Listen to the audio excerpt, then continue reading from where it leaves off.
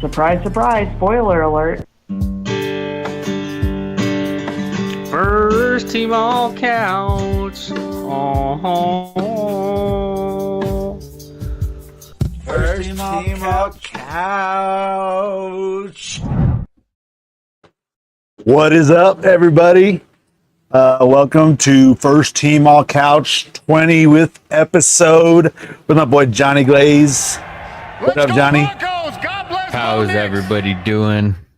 I'm so excited for this episode. Dude, You know, we got I don't see you. football to talk Oh, there you about. are. There we go. There we go. Now we're rolling. My bad. We got- There's Johnny. Here I am. We got football to talk about. We got the AFC West to talk about. Got some other little caveats in there. I think this is going to be the funnest show that we've done yet, to be honest. Yeah, it's going to be a good show, even though it kind of stumbled at the beginning there. I got Johnny's beautiful face on the show now. What's up, Johnny Glaze? How is your week? It is football season, baby. It's football Let's season. Oh, We're we here. didn't.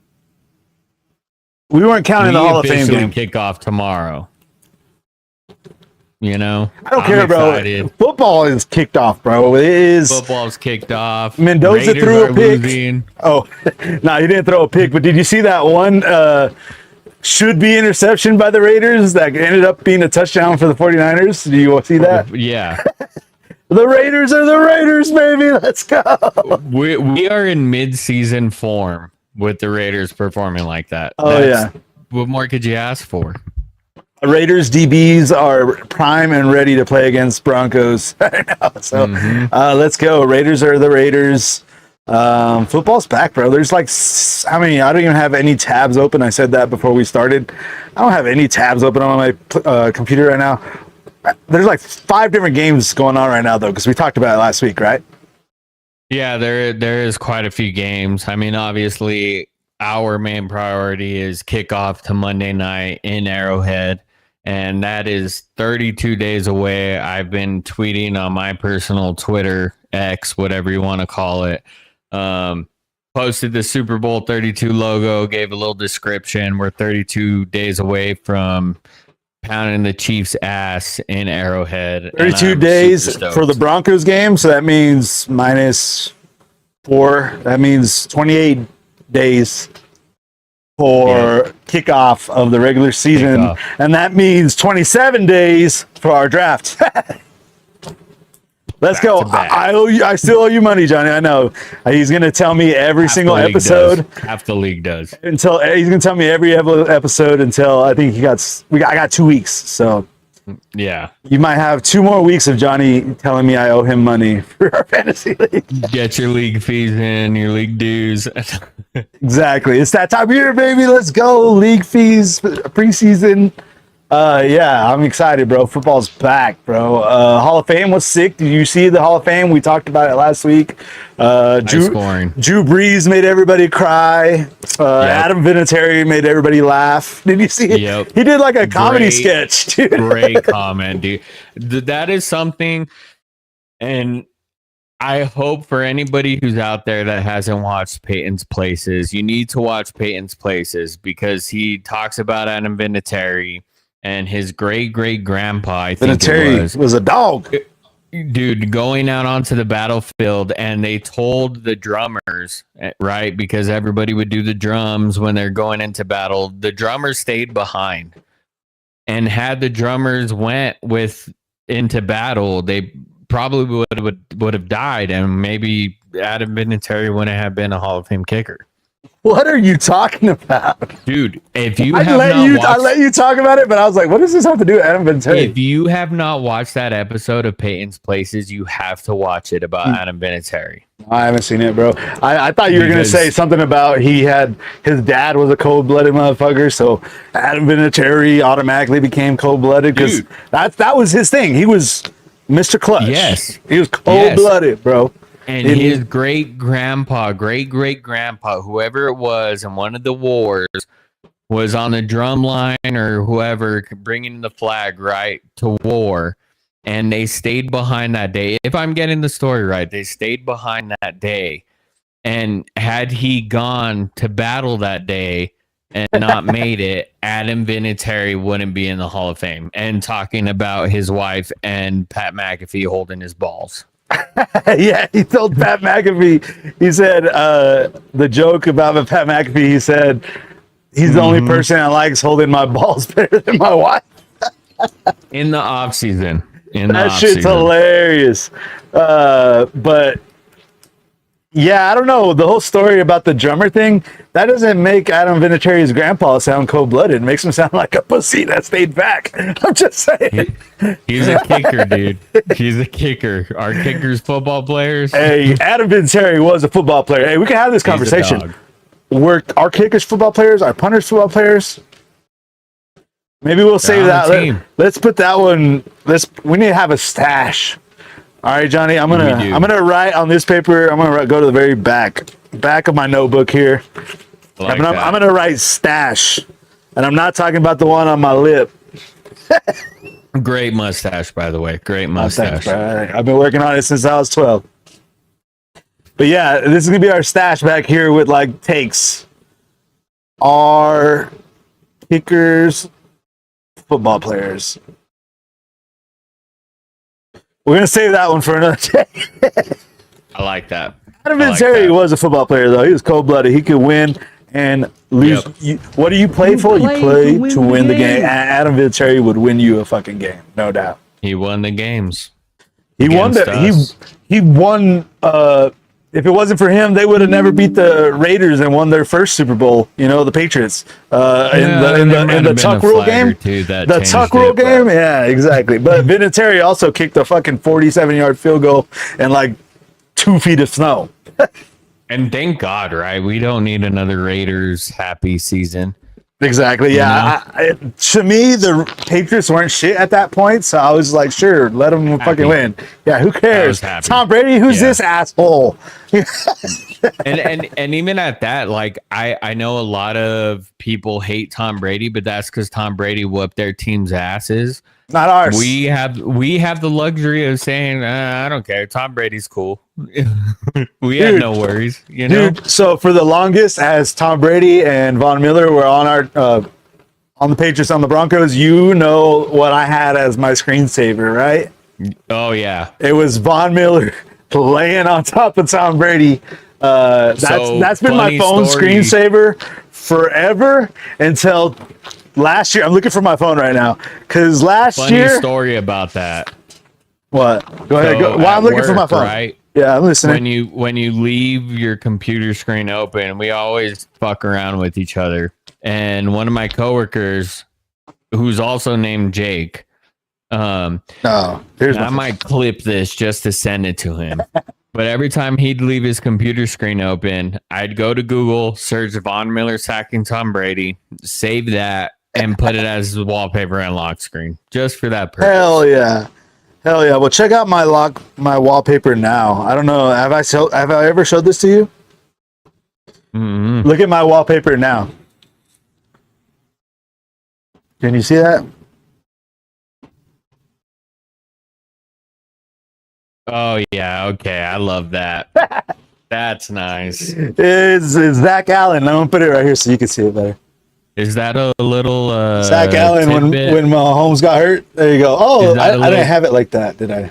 Look. Is that a little tidbit for a little preview for week 1?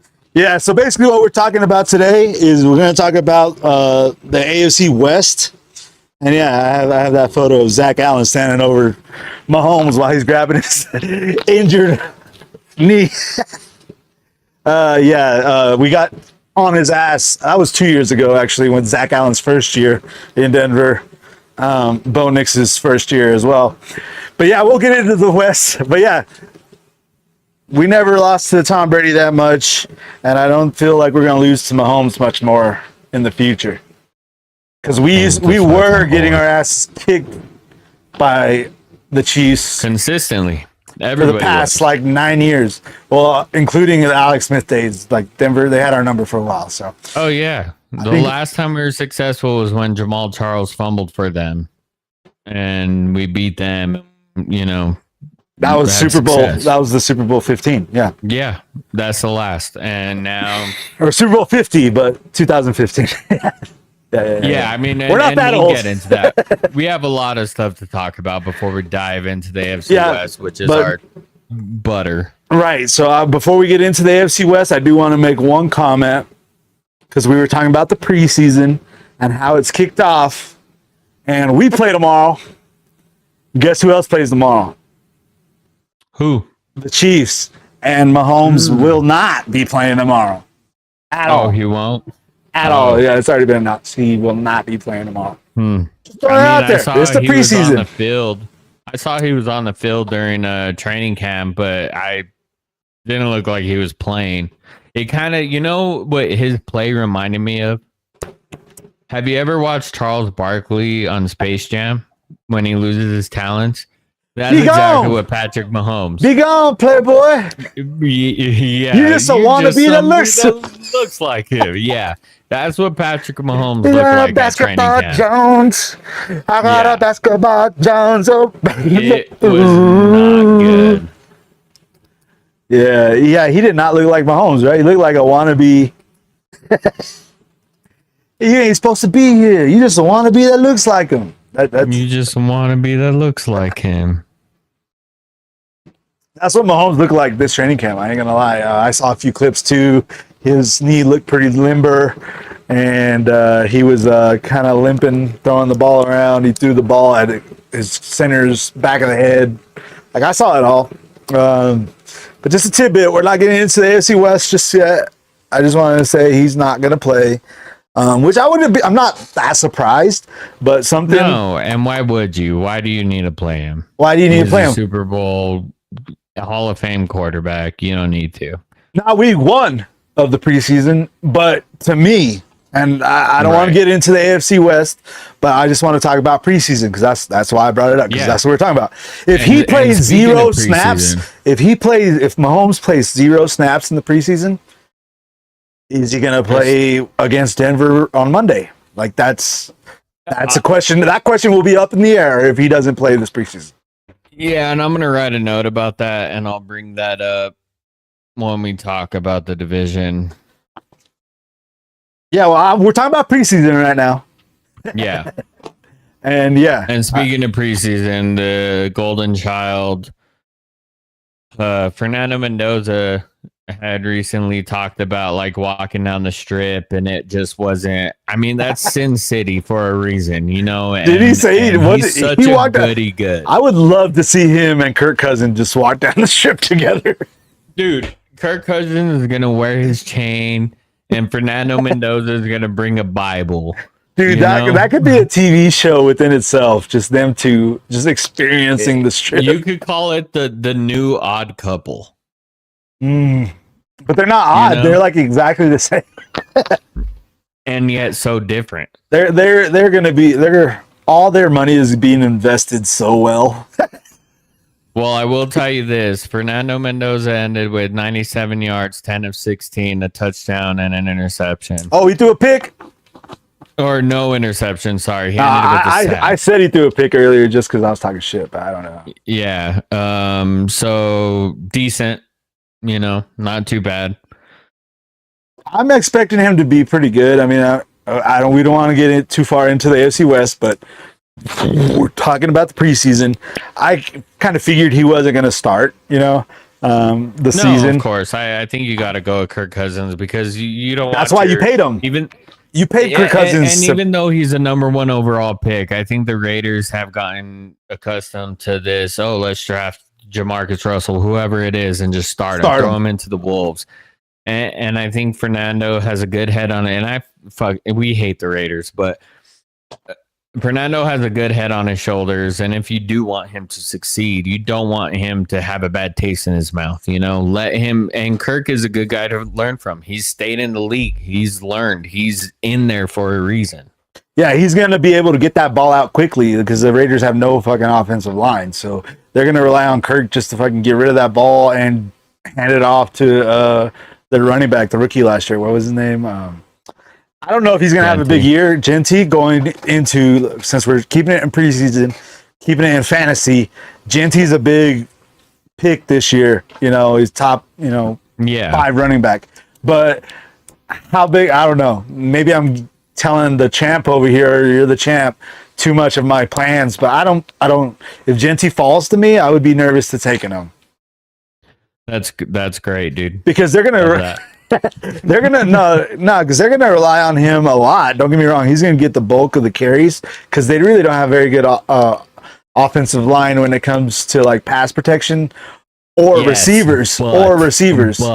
But, and I'm gonna be pissed if anybody else just happens to tune in. I don't want to be the guy that says everybody's gonna get hurt, but he's gonna be taking a lot of carries, bro. But behind a shitty offensive line. You're forgetting about the big picture here.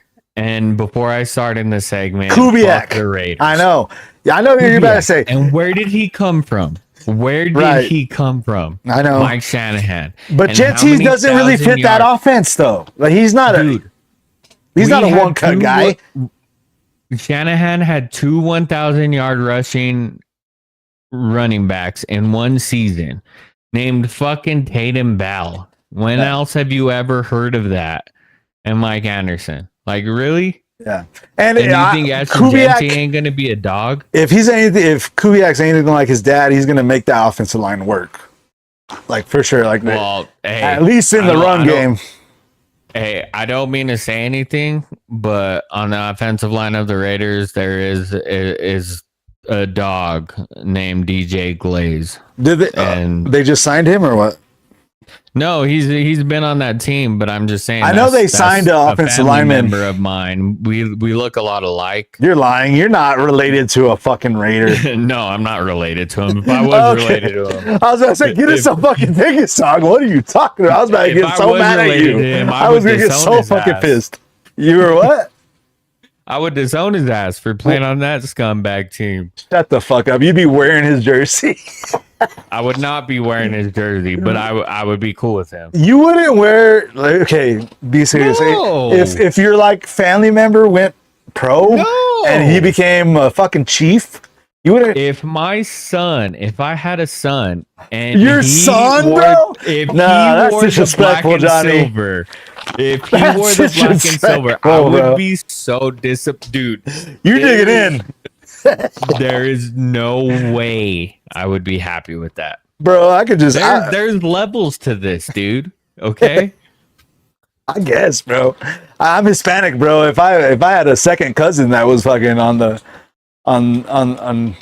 fucking El Paso Chihuahuas, I'd be wearing his jersey every fucking day. I'd be wearing his jersey every fucking day if I had a fucking third cousin playing on the El Paso Chihuahuas. Shout out to the El Paso Chihuahuas. I know. I'm wearing my Isotopes hat. That's the reason why I said that. I was trying to think of a rival team, and I was like, oh, I'm wearing the Isotopes hat. So I was like, yeah, AAA has the best team names by far.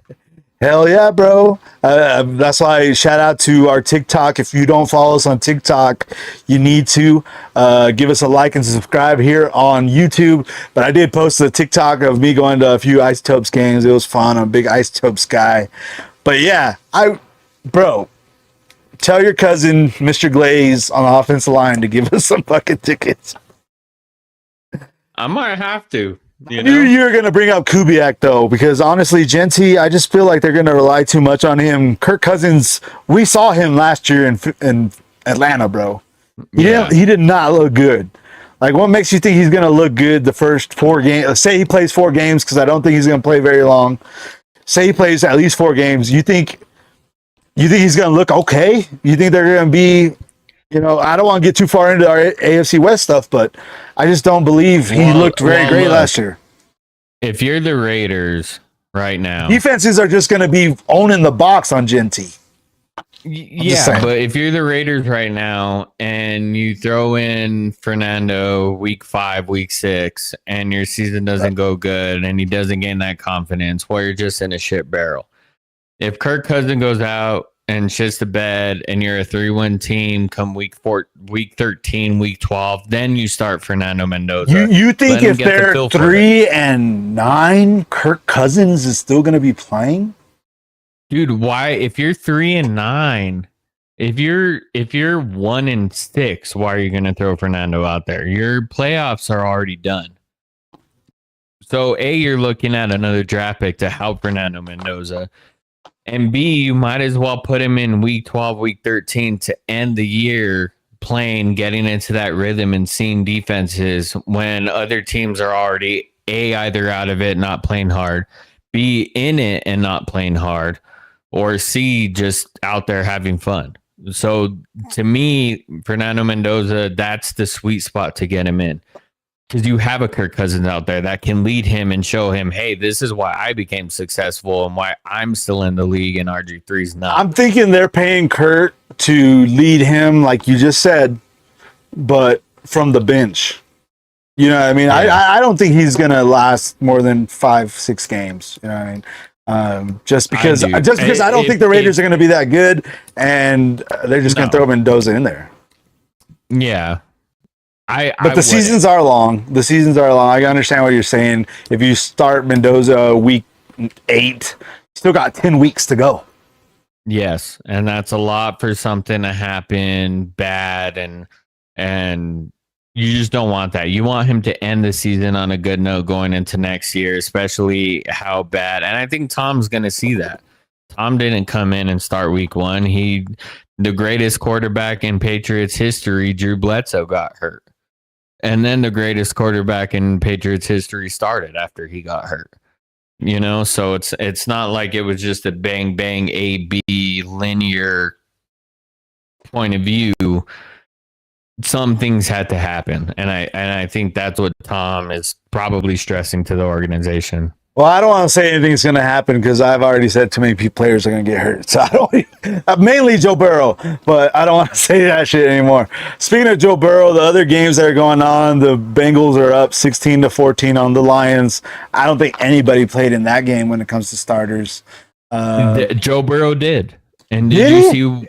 Did you early on in the game that dude got? I didn't watch any of it. No that way. Offensive line cannot dude, that offensive line cannot hold a shit in. I guarantee you the coach was like, we're gonna put Joe in and you're gonna protect him. And the first thing they did was let him get sacked. That's why fucking crazy, and dude. I know Jamar Chase is an elite receiver, but that's why I don't want him on my fantasy team. I can't.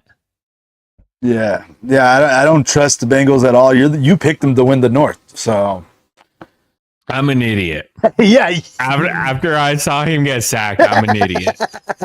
Give me the Browns. I'll switch to the Browns. Come to the dark side with the Steelers, my boy. I am not going to Steelers. I'll take the Browns. The Steelers beat the Packers 28-9 tonight.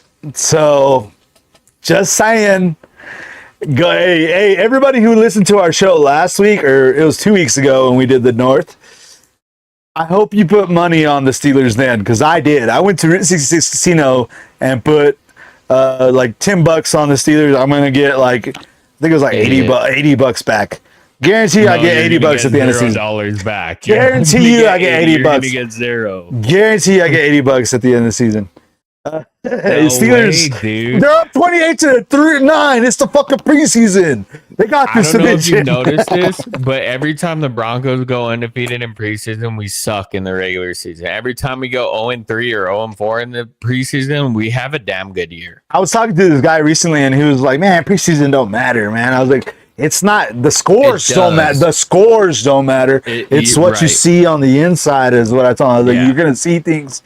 Maybe you're gonna see something in the first quarter that ain't gonna happen for the rest of the game, but that's gonna mean something down the line. You know what I mean? Not only that, I always go back to when Edelman returned that punt in the preseason and all that. Edelman made that season. Got a better one for you. You're gonna say Terrell Davis? If preseason didn't matter, Terrell Davis would have never ate a few hot dogs and then went and sprinted his ass off, got a tackle, made the team, and won 2 Super Bowl championships. Yeah, I like football. Preseason matters. All the things that go. I just put I like football. I like football season. Yeah, I like because man, preseason matters a lot. I love preseason, bro. I really do. I use the Edelman reference because, yes, the Terrell Davis reference is probably the most famous reference when it comes to the preseason. A player, because going back to what you said about Kubiak, And that kind of bodes well for me because I think Kubiak could find any running back out of that off running back room and say, Genty, you know, we'll trade you and find somebody else. You know what I mean?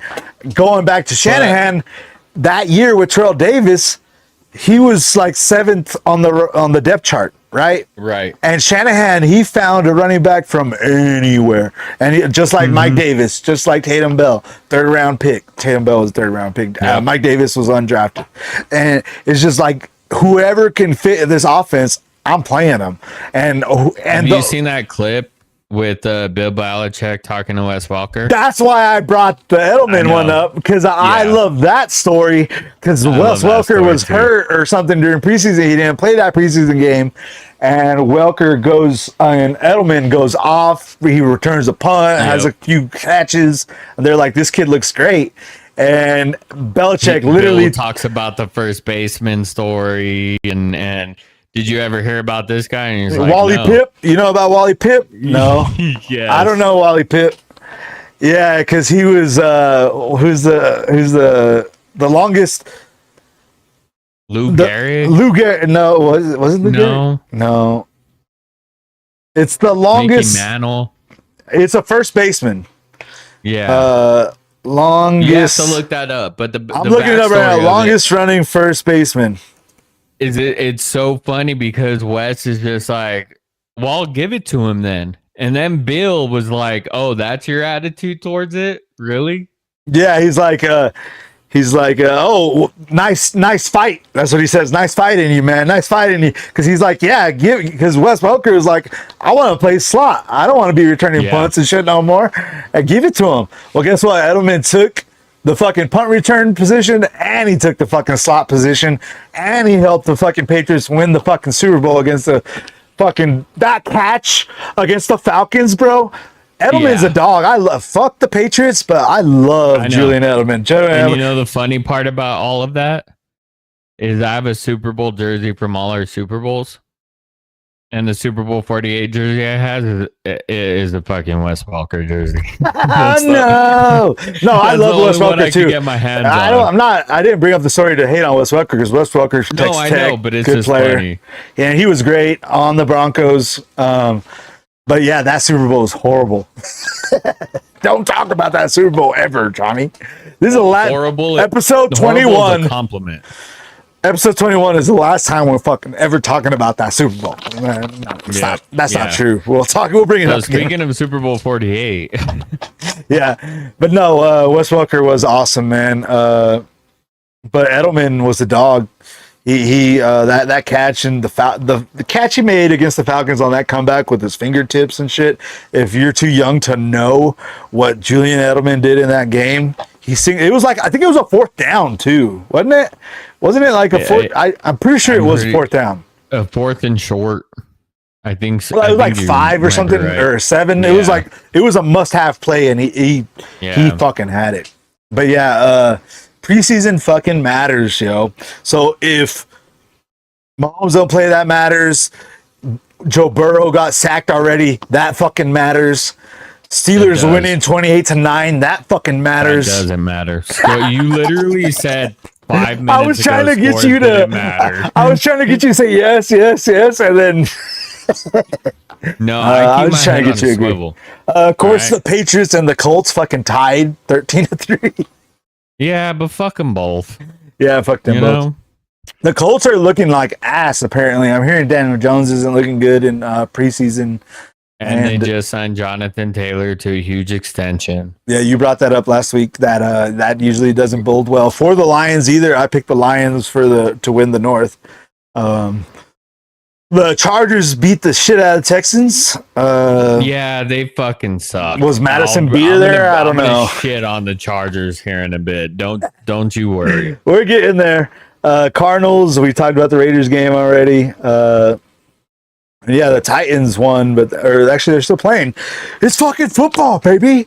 Let's go. Preseason. And I actually am interested to see what the Titans and Cam Ward are doing. Did you watch the quarterback show yet?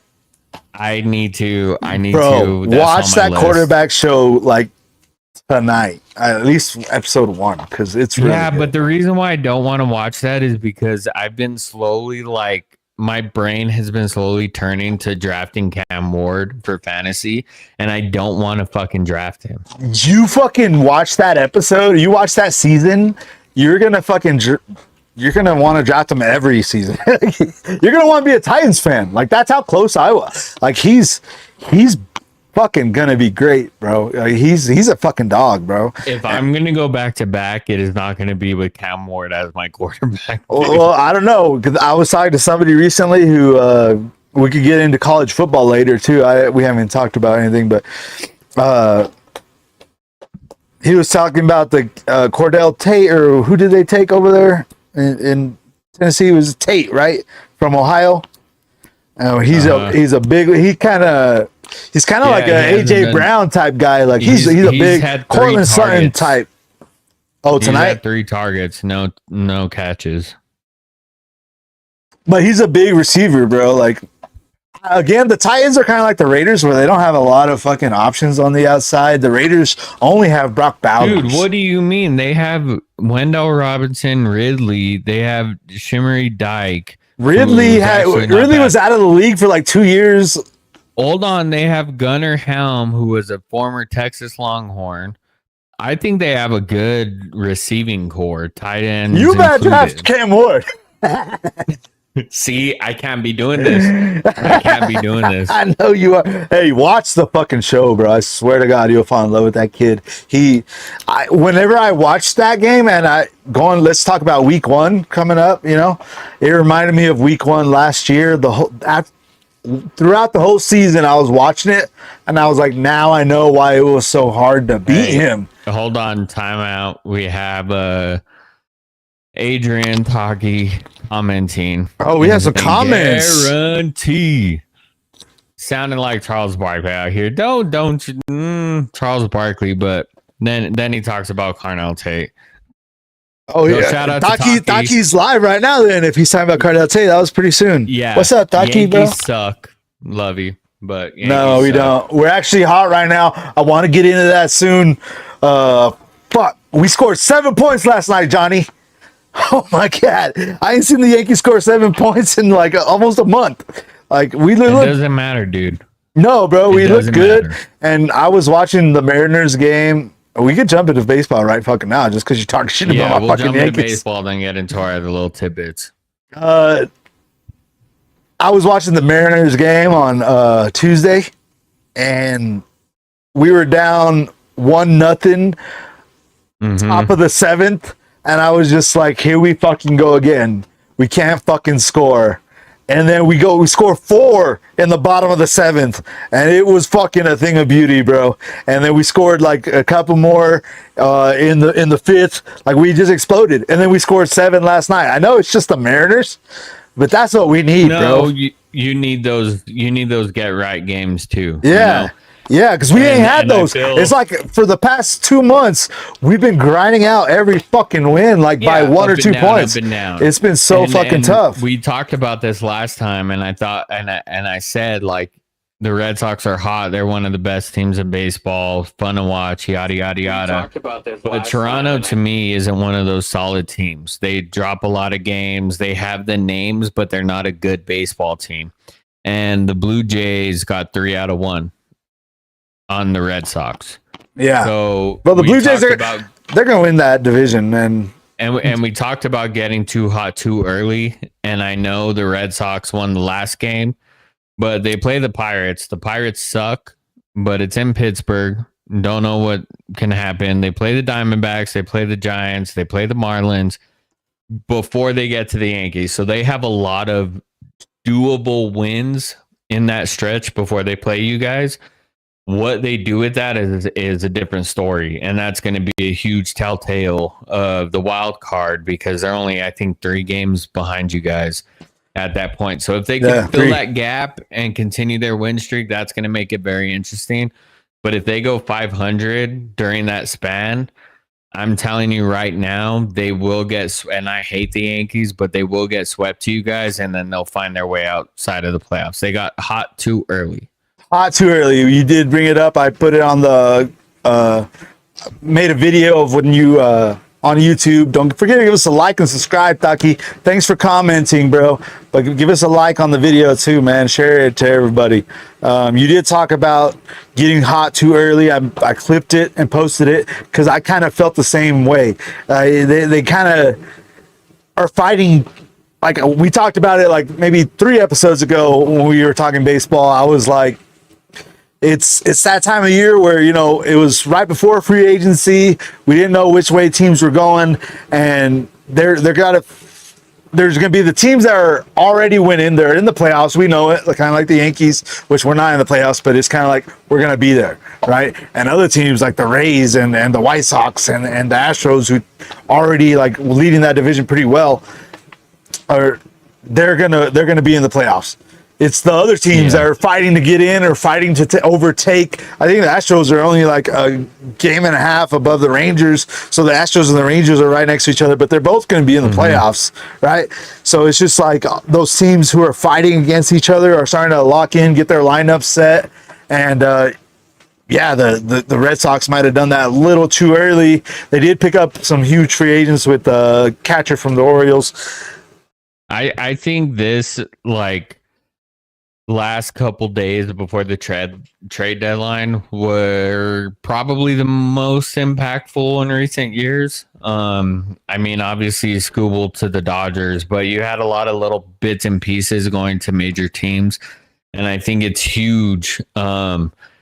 Which is always like, if you want your guy, why are you waiting until August to go get him, late July to go get him? Go get him early, you know what I mean, to get that familiarity in the ball club and get it going. But it truly is. I mean, the only time the Rockies have been successful was 2007, and we won 22 out of 23 games, 21 out of 23 games, whatever, to make it to the postseason, get to the World Series, and get swept. But you look at those teams that make that deep run late August to September, and they find that mesh. They come together as a unit.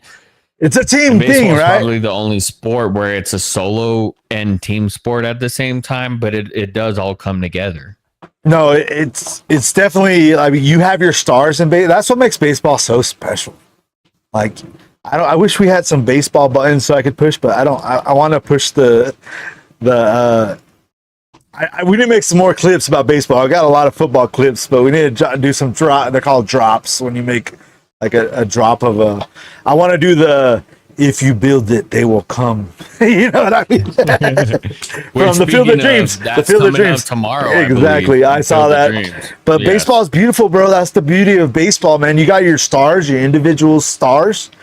But the guy batting ninth is just as important as the guy batting third. Like sometimes, especially like, you know what I mean? Baseball coach, the guy batting ninth is more important than the guy batting first. Exactly. Because you get to that bottom of the lineup. I said third. Everybody's struck out. He can get the 2-out rally going. Now all of a sudden you have bases loaded for your third and fourth at bat. You know? Yeah. Your stars are very important in baseball, and they need to show up. But also it's the little things too, man. Like it's one little error, one little drop can cost the entire game. So that's the beauty of baseball. Any play, every fucking pitch matters.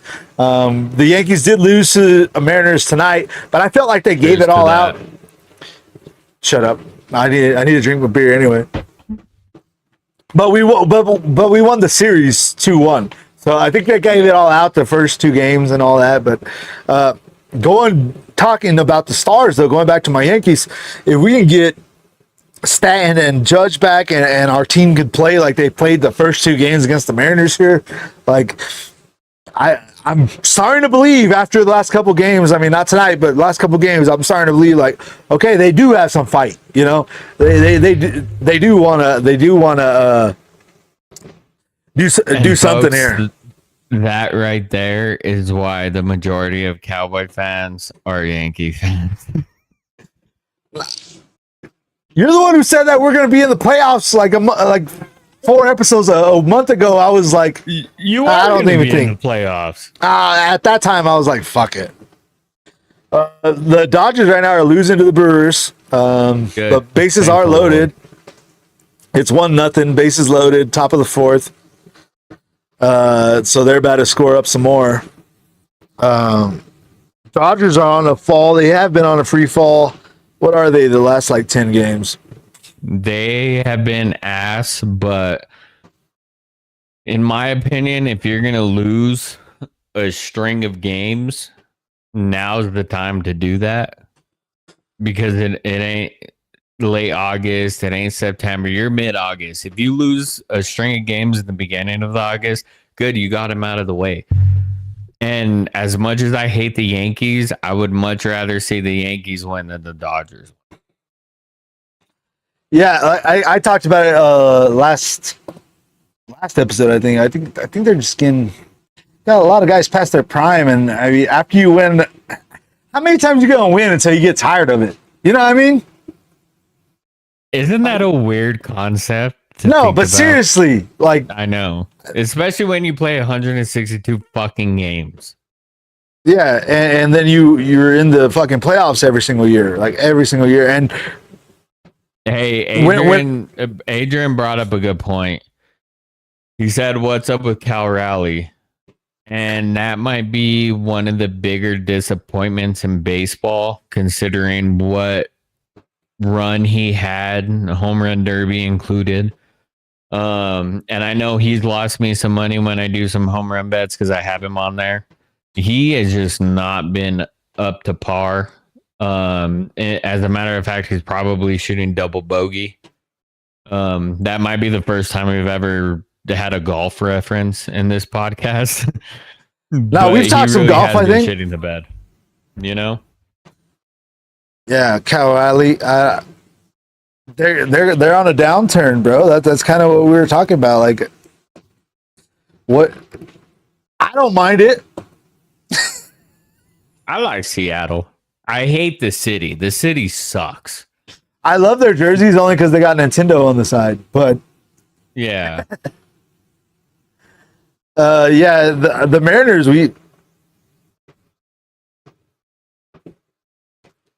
They're kind of been on a drop fall lately too, but that's what I'm saying. This is the time of the year where the have-nots get separated from the haves. You know what I mean? The teams that are ready to go, players that are fully confident in what they're bringing to October are going to show themselves right fucking now.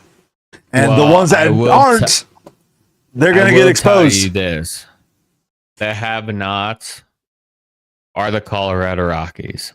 And the Colorado Rockies are the junk of the MLB. And going into our sponsor, if you want to remove your junk, shout out to the junk. Reach out to Out of Space. Out of Space junk removal. They're efficient. They're on time. They get the job done, and they really cater to your needs. I personally use them here in the Denver area. They're really great friends, and they go above and beyond. And I really wouldn't be mentioning them if they didn't do a great job. So yeah, I'll get that posted to our Twitter. I posted it onto my personal Twitter as well. We don't have any graphics for Out of Space trash removal. We will get that. But I drew one up really quick. Here's Out of Space. Out of Space. Yeah, there's a solar system. There's a little solar system that I drew up just for Outer Space trash removal. Please hit them up in the Denver area.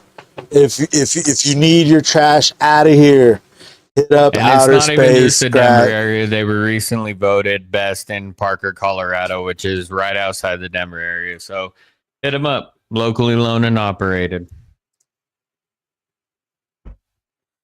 Yeah, why let losers take out your trash when you can let a local guy take out your trash from Denver and other supporting areas? Hell yeah. Shout out to the sponsor. What's your buddy's name? Moses. Shout out to Moses and Outer Space Trash Removal. They're going to be a sponsor to our show, and we're going to be having way better graphics than this soon. Yeah, and yeah, we'll get it going with them. Maybe give some giveaways at a later time to where Drop my computer. you mention us. Maybe get a little something from them. But yeah, they're a great company. Work from the ground up. So shout out to them. They're the good side of the junk removal, but the Rockies, that is a junk removal that needs to happen. Yeah, well, the Rockies are junk. I'm rocking a purple fucking Isotopes hat right now. So shout out to the Rockies. They're getting it changed. They got a new owner there. Speaking of new owners, what's up with the Lakers getting sold? We're talking shit about all their white players a couple streams ago. I know exactly why that happened. And we were talking about it about what, because LeBron left, right? Right. Oh. But their previous owner was like, yo, dude, this is starting to look like the 60s Lakers, and we ain't going to win with this. For real. I need to sell, you know? Yeah, they kind of sold for the largest. I was gonna say for a little bit, but it was the largest fucking selling of any franchise in the world. Like, the Lakers are the newest bought professional franchise, and they were bought for apparently a large lump sum. Yeah, it was like 15 billion or something like that. Yeah. But apparently, they're going to be adding new teams to the NBA is something I've heard. Did you hear about that? And yeah, the Seattle Supersonics should be making a comeback. And this guy who bought the Lakers was trying to buy them, is what I heard. But it was like, instead of buying a new franchise, just going to fucking buy the fucking Lakers. And didn't we talk about, like, who do you, I forgot, when we were talking about somebody, where's he gonna go? The Lakers? Does he want? Oh, you're saying Jokic is gonna go there. I'm like, Jokic is not going to LA. Okay, I was not saying that. Yes, you were. It got brought up, and I was like, if anything, Luka's gonna come to Denver, bro. Luka don't want to be in LA. I will say this: Luka don't want to play for Genie Bus. That's what I said. But now shit's different. If Jokic goes to the Lakers, I was pissed when Carmelo left us. Fuck him. But if Jokic goes to the Lakers, I would have an anxiety attack, bro. I promise you, I will keep my NBA Nuggets banner up. I will stop watching fucking basketball. Probably me too, bro. Probably me too. Why would I watch? Why would I watch I'll be the biggest Celtics fan ever. But did you see Jokic is a free agent after next year? And did you see there's a guy from a European league that said he's going to offer him Greece league that said, I'm going to offer Jokic more money than any MLB team will or NBA team will. Which and honestly, knowing Jokic, I could see him being like, do that. I could see him do it too. I could see him being like, okay, well, the Nuggets fucking suck. We still have Jamal Murray. We're not getting any better. Fuck other teams. I'm gonna go to Greece, breed some horses, and just chill. I could see him do it too. Bro. I would be fully okay with that. I've been an MVP or 3-time MVP, and I've won the fucking NBA championship. This is another time for another podcast, and I'm biased. Oh, do I need to put it on the stash? Let me put it in the stash. Hang on. Yeah, put it in the stash. Right the fuck. If the Nuggets were the Lakers or the Celtics, right? Okay. And Jokic won 4 rings. This is a long question. Because he would with the Lakers or the Celtics, not the Nuggets. He would go down as one of the top 3 players all time. Right now. If not top 2. They would be like comparing him to LeBron right now if he's played for the fucking Celtics. He'd probably be above LeBron because he wouldn't have left the Lakers or the Celtics. Okay, I'm gonna up there with Jordan. For the question, I'm gonna put Jokic legacy outside Denver. I will say this. If they don't respect Denver, bro. They respected Melo more in fucking New York, and he had better seasons than Denver. That makes zero fucking sense. Trash. I know, but he had better seasons than Denver. If Jokic doesn't win another ring, he's still top 10 all time. It's because If he Absolutely. wins 2 more rings, he's top 5 all time. If he don't if he don't win a fucking another game, he's still like top 3 center of all time. I would say he's top 2 all time center wise. I mean, you can't take him out of Shaquille because everybody wants dominance, right? But if you talk about all around team basketball player, he's probably top center all time. But dominance with the position Shaq. associated It's always with going to be Shaq. Shaquille. It's always going to be Shaq, yeah, sure. Yeah, so there's our basketball team. Came out of nowhere. I brought up the Lakers because I forgot they got bought. That conversation came out of nowhere. Literally, that was very organic between me and Johnny. I just out of nowhere, we were just like, the fucking Lakers got bought. Speaking of basketball, and this will be the last non-NFL topic we talk about because this, like I said, this is going to be our best show we've had, and it's turning into it. It's been good. Leading into time, we got a lot of stuff to cut up and share. Yeah. The NBA players, Royce White and Cantor, have done something amazing. And at first, I thought it was a what the fuck moment. But now, after taking a deep dive into it and actually like understanding where they're coming from, it's honestly beautiful what in his freedom Cantor is starting to do, because the WNBA is fully about equality, letting everybody blah blah blah. And I'm firmly one of those guys that I love women's basketball because it's fundamental. Hey, don't blah blah blah it. Say it. No, it is. Say it. It's the only basketball thing that's fundamentally sound.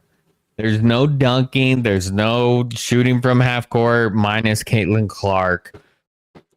But other than that, any other girl can do it. She just can do it accurately.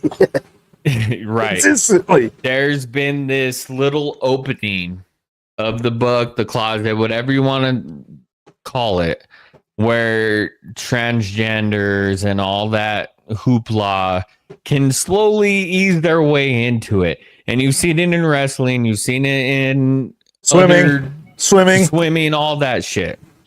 Right? You can't tell me that an NBA player wouldn't go in there and dominate. And Enes Kanter is proving that point, that you want to bring that into discussion because women should have their own platform. They deserve their own platform. They deserve it. I agree 100%. But you want to open that window to having Cantor and Royce White becoming a WNBA player because of your guidelines, your rules, your policies. I at first thought it was ridiculous what they were doing. And I called you last week. What are the policies? I don't really know. You did call me last week. We did mention, hey, let's talk about this on the show, but we did not get into it. And I was like, let's save it for the show because I'm 100% on talking about this. Right. And so are you, because you're the one who brought it up. So yes. Let's do it. And their policies basically say, like, we're growing, we want everybody kind of league. And you see that European team, and I don't know exactly what country or where it's from. I typed in just to show how controversial this topic is. I typed in WNBA and I like spelled POL, and then it said transgender policies immediately exactly. Exactly. Yeah, so a lot of people are Googling this. And I can't stress this enough. They deserve their own platform. They've earned their right. They should get paid more. They need more revenue. People like us and people in the community need to go out and support them, whether that's Women's Soccer League, WNBA, whatever it is. But the fact that you have in Europe, in that specific league where transgender is dominating, getting MVPs. Yeah, in Europe, we talked about this when you called me, because I was like, yeah, there is somebody in, was it Greece or France? France sounds right. They're somebody in Europe was playing in a women's league, and he wasn't born a female, and he's but doing really well. And excited. And dude, there's so many wrong things, and this is not a political show, and I'm not about to get into that because I like what our show's about. But it's sports. And that's what I love and appreciate what Cantor and Royce White is doing, because they are showing that no, this isn't right. You can't have it mixed. If you want to do that shit where it's transgender and whatever, they, them, all that shit, then go ahead, create your own league. But for the Caitlin Clarks, the Angel Reeses, the Sophias, it doesn't matter. Let them have their own league. They deserve their pay. They put in the work ethic. They got there for a reason. Let them have their platform. They earned it. Don't mix that shit. I agree completely, man. And it's like, I don't understand what the debate is, to be honest. It's just like, why even allow someone to attempt that? I mean, it's happened in those other sports, like you said. I don't know why. And if you want to do that for like a charity event, like a 3-on-3 or a 5-on-5, whatever, that's cool. Before a full season and mixing testosterone and elbows. If you want to talk about testosterone, you brought it up. Let me get into it. A lot of people say, because transgender people do get on hormones, right? Yeah. Sometimes, it goes the opposite way too, where women will take testosterone. Right. And they've talked about it, and you wanted to bring this conversation up, so I bring it up. They've talked about it. Like, I just Googled it, and it's nothing I've read recently. I've heard it before in the past, but what I just read recently says the WNBA currently is a women's only league. That's literally the policy. And right. But I know what you're about to say. It also says in the policy there is no definition of what a woman is, right? And to get into biology, and this is not political, this is sports, and we're talking about life. And what is life? It's biology. There's a man and a woman, and if the woman decides she wants to be a man, or the man decides he wants to be a woman, there are ways to get there. 100% I agree on that. There are ways to get there. Because of all this chemical stuff you can do and surgeries, there are altering, taking extra hormones, dudes can grow tits nowadays. It happens. Believe me. I've seen it. I've been to Austin, Texas. It's fucking wild down there. Why you got to throw the Longhorns under the bus? I didn't say anything about Longhorns. I just know Austin is fucking weird, and it's fucking weird, bro. Dudes have tits in America nowadays, all right? Yeah. It's just true. But the way they get them is by taking these hormones. And if you really want to let men play in these women leagues, it goes back to the hormones, right? There are women, I guarantee you, in the WNBA that are on testosterone. I guarantee you there are women in the WNBA that probably have more testosterone than me and you. Because they're lesbian and they like to fucking dyke up their girls and they like to be butch. Like, I guarantee you, there are women in the WNBA who have more testosterone than me or you.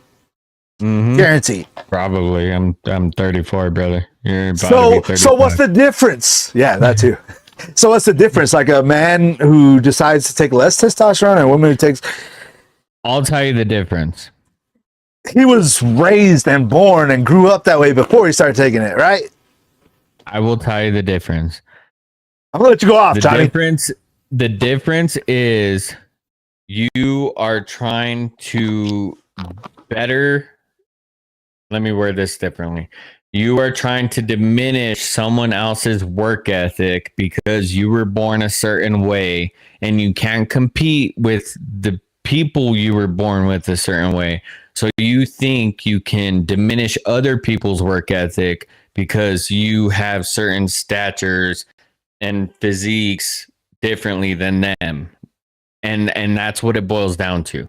And there's a lot of women that could kick my ass. There's a lot of women that can shoot a three better than me, whatever it is.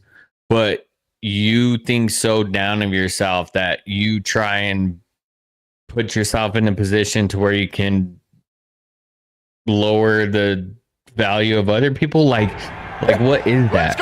I did not expect Johnny saying he's going to get his ass kicked to a woman. You get my point. Yeah. My wife kicks my ass every day. No, because I believe it, Chris. He deserves every bit of it. You're not wrong. No, it's true. It's true. And I will say this, and this is the last point I want to make about this. Sports is the one thing, if something goes wrong in life that's unexpected. I'm going to use this two examples, 9/11, Boston bombings, the Hurricane Katrina. That George Bush pitch. The Vegas shooting, like all of that stuff. What does sports do? It unites us. And it's always united us through thick and thin. It's always been the one thing that unites us.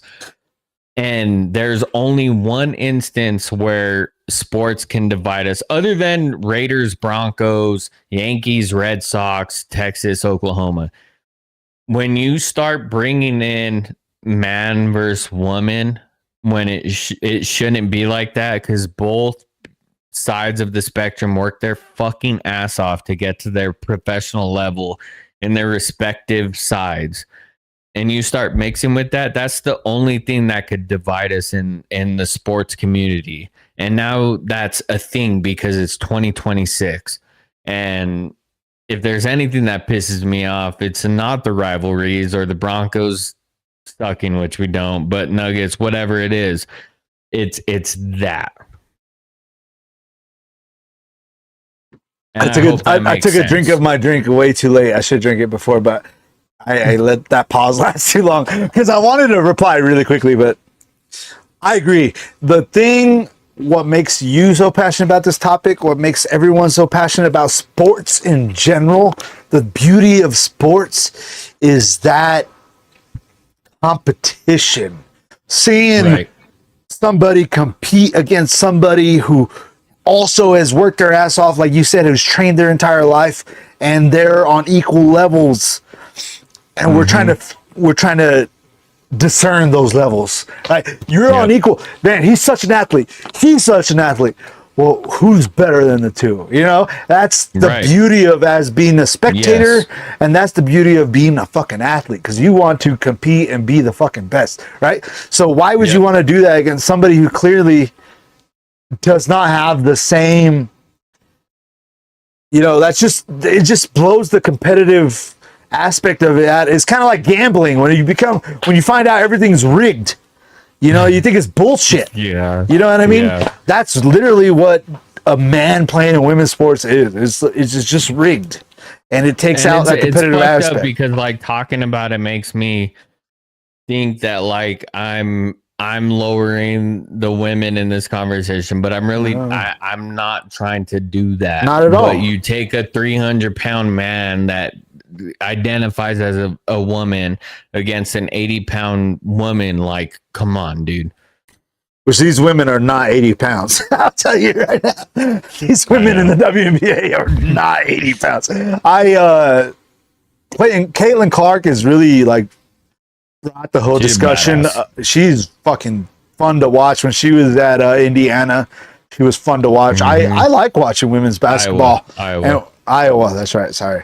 Yellow jerseys, I remember that. But I thought Indiana Pacers, so I don't know why I thought that. But anyways, Iowa, the Hawkeyes, she was great. And I love watching women's. I don't watch the WNBA, but like for the NCAA Madness, March Madness. I'm not a big college basketball guy anyway. You try to get me to do the bracket every year.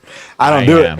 But I watch the women's games just as much as the men's games, even though the women's game, because I love seeing those fucking blowouts, seeing UConn fucking blowing out like St. Mary's or whatever by fucking 60 points. I think that's fucking hilarious.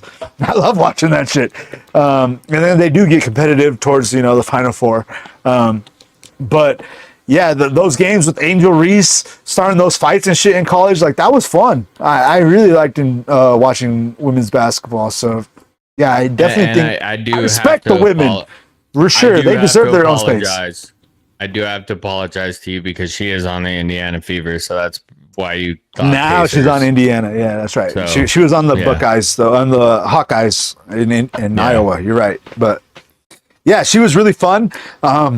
And then they traded for Sophie Cunningham. Sophie Cunningham is oh my God, I'm in love with her, bro. And she started saying all this transgender stuff. Before she started saying all this transgender stuff, I fucking love Sophie Cunningham. She's so fine. Same. I love tall girls, bro. She's tall and white. That blonde girl with blue eyes, tall as fuck, shaking that ass. Oh, I love Sophie Cunningham. And then she came out and said all this shit too, and I'm like, God damn. I'm definitely an Indiana Fever fan, like no doubt. Yep. I need to get. I'm probably gonna buy a jersey. I was thinking about that too. Like honestly, I was thinking, WNBA is getting super popular because of Caitlyn. And because of all this Enos Cantor shit and all that, it's getting clicks, right? Yeah. I'm thinking I'm gonna start fucking watching. I'm gonna start live streaming, watching their shows. Which is good. Have you seen their games? Yeah, they deserve it. But have you seen their games? Like they fucking duke it out. Like Sophie fucking pushes bitches. Like yeah, and even it's fun to watch, dude. Double doubles, even though the rebounds are off of her misses, she's still getting double doubles. They're fun to watch. They really are fun to watch. They really are. In the playoffs, like the WNBA playoffs, are really fun. So, yeah, I think we should make a section of our podcast to be focused on the WNBA because it's only going to get bigger, bro. In 5 years from now, the WNBA is going to be so much bigger than it is right now. I guarantee you. Agreed. These bitches are getting sassy. Spicy. Oh, man. All right. Well, let's get into the West, bro, because we are like an hour and 30 minutes in already. Yeah. It's been a long show, but I've been having fun for sure. I'm going to let you pick because I haven't decided. Oh, shit. We forgot to do a recap of what we picked. I'll do it real quick. A recap, just so I could clip it later, of what we did last week. I'm going to go get a beer. All right, yeah, let me lock in on me. I'm going to give us a quick little recap, and maybe when Johnny gets back, I'll let him defend his picks. But in the NFC East, we did the Beast of the East last week, and we both... Actually, he don't need to defend his picks because we both picked the same teams. We both picked the Buffalo Bills to win the East. Obviously, the Dolphins and the Jets suck. The Patriots are all going to be dealing with the Diana Rossini shit all year long. I guarantee you Mike Vrabel's going to be going through more therapy. And hopefully he don't go through a divorce. He might. I don't know. But the Bills, Josh Allen is the best quarterback in the league. No doubt about that. He might even win MVP this year. They got DJ Moore. He's got some more options. So, yeah, the Bills are winning the East. According to me and Johnny, put your money on that. And I don't think we picked the Patriots to even make the playoffs. So, I think Bills are going to win that division by a lot. We also picked the Cowboys to win the NFC East.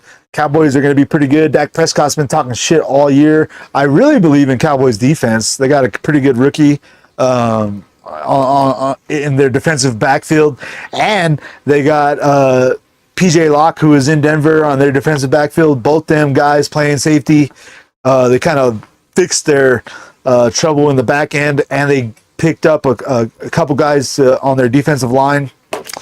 Cowboys are winning that division. I think Dak Prescott's talking a lot of shit. He just got divorced, by the way, or he never got married.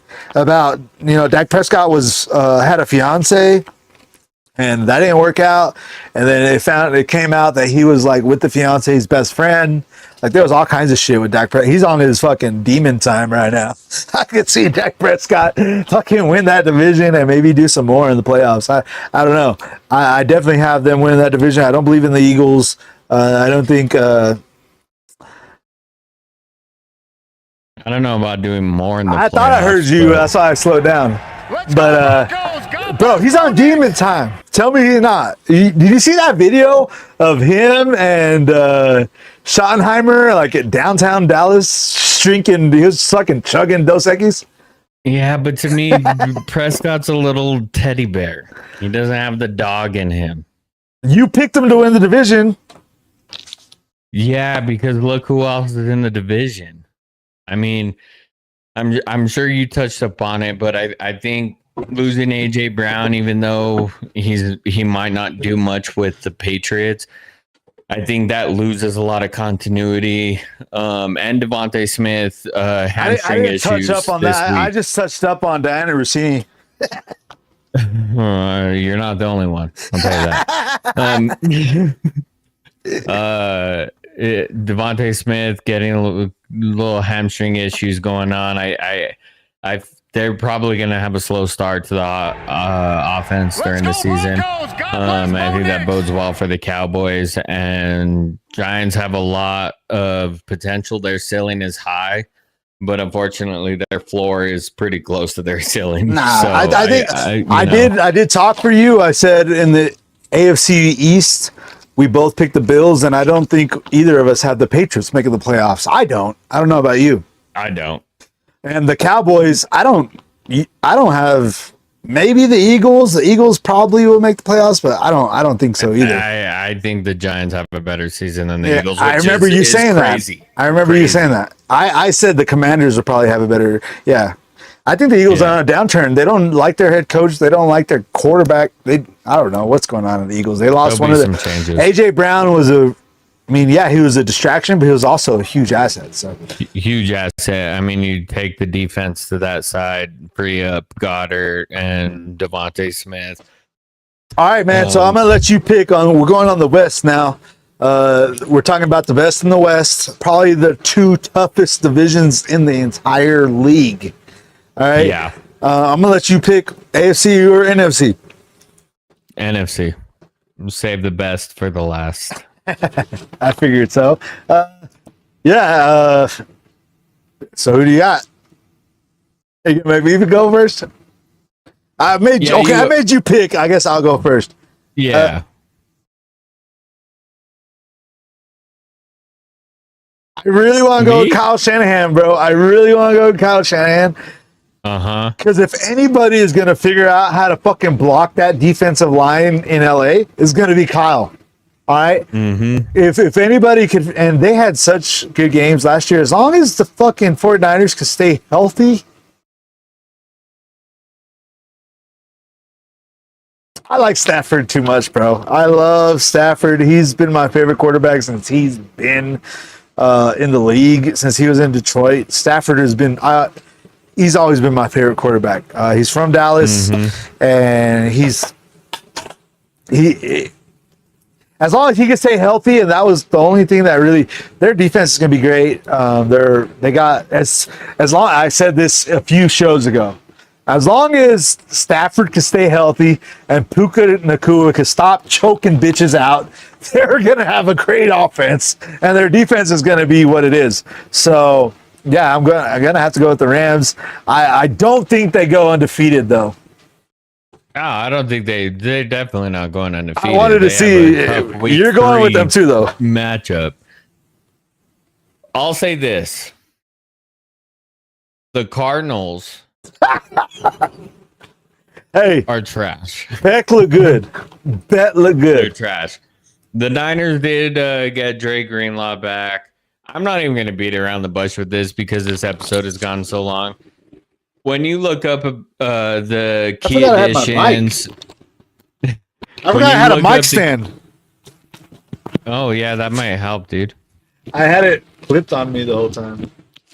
When you look up key NFC West departures, You're going to see Cardinals lose this, Cardinals lose that, whatever, doesn't matter. You're going to see the Seahawks lose Kenneth Walker, Kobe Bryant, who's actually a good piece on their defense. They lost their edge rusher. Brandon Ayuk, who knows what the hell he's doing. But when you look at the Rams, you're going to see this. Coordinators and depth, mostly focused on retention, blah, blah, blah. They didn't lose pieces. They gained pieces. And what have you been preaching this whole time? Continuity is everything. And it literally says continuity. How long has Sean McVay even been there? Speaking of, he's been there like, what, this is his 8th year probably? Like ish. Yeah. I wouldn't know off the top of my head. I'm guessing 8th year. And then it's probably his his third with Stafford. Like this is right. Yes. They won a Super Bowl his first fucking year. First year. You're like, yeah. So this is their third year together, bro. Like even Stafford's only going to be better, dude.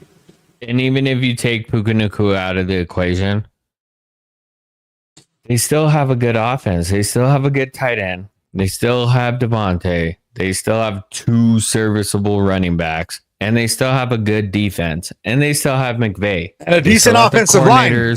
A great, yes. I mean, not great. And we got a great offensive line. We'll get to that later. What did you just say? If Stafford, we have the best offensive line in the league. We'll get there. Said if Stafford stays healthy. Right. That's the biggest Stafford thing. He's just old. He's always been healthy his entire career. So I don't even know why I'm worried about it, but he's just old. He's a gold version of Baker Mayfield. He will get beat to shit as the grass in his helmet. It doesn't matter. That's a good call. He is going to stand up and deliver a dime in the fourth quarter and lead you to victory. That's true. That's the bottom line. That's why he's a dog. That's why I love Stafford. That's why I said he was my favorite quarterback in the league. Like he's always been since he was drafted, since Peyton retired, Stafford has been my favorite quarterback in the league, bro. He's just he's a dog. Damn good dude. You know, he's a good dude, but he's always there. Like even when he was in Detroit, like if the game was close, you can't count that dude out. He was one of those guys as long as they got the ball at the end of the game, like that game in Dallas on Thanksgiving with a fucking broken shoulder, and he fucking jumps over the offensive line. You can see that highlight everywhere. He don't give a fuck. Like as long as his team wins. Like last year, he won the MVP, and they really gave the Seahawks a fucking run for their money in the division. Yeah, they did. Seahawks are clicking. Yeah, the defense for Seattle was just so good last year. And going back to what I've said before, JSN just got paid. And you have Sam Darnold. You lose Kenneth Walker. You know, you lose a couple defensive Sam Darnold, look, another thing, the reason why I picked the Rams. Your offensive coordinator. Another reason why I picked the Rams. Sam Darnold literally threw 6 interceptions against the Rams in the regular season. Wednesday night football to open up the season might end up in a 13-13 tie. What game is that? Wednesday night football. The season opener. I ain't never heard of Wednesday night football. What are you talking about? Yeah, me either. We talked about this. That's when they open up. The first game of the season's on Wednesday? On fucking Wednesday, because the next they're playing in Australia. In Australia. Oh, stupid. Rams are playing who? Or Seahawks are playing who? Rams? Patriots. Oh, we have talked about this. It's on a Wednesday. God damn. The last rematch of the Super Bowl to open up the regular season was Broncos Panthers. We beat Cam Newton twice. It's the same situation where the Super Bowl winner wins. We talked about Madden 16 last week. Simeon. All right, so I just want your definitive answer here. You're going with the Rams? Rams. It ain't even close. Yeah, I wanted to go with the 49ers. I do like Shanahan. They got a really good team in San Francisco.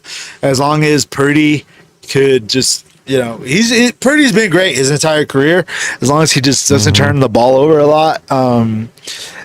They got everything they need in San Fran. They got a great team. They just got to stay healthy. That's the only thing that's holding them. If anybody, like I said, is going to figure out how to block that defensive line in LA, it's going to be Kyle. That's going to be tough, especially when Myles Garrett comes back.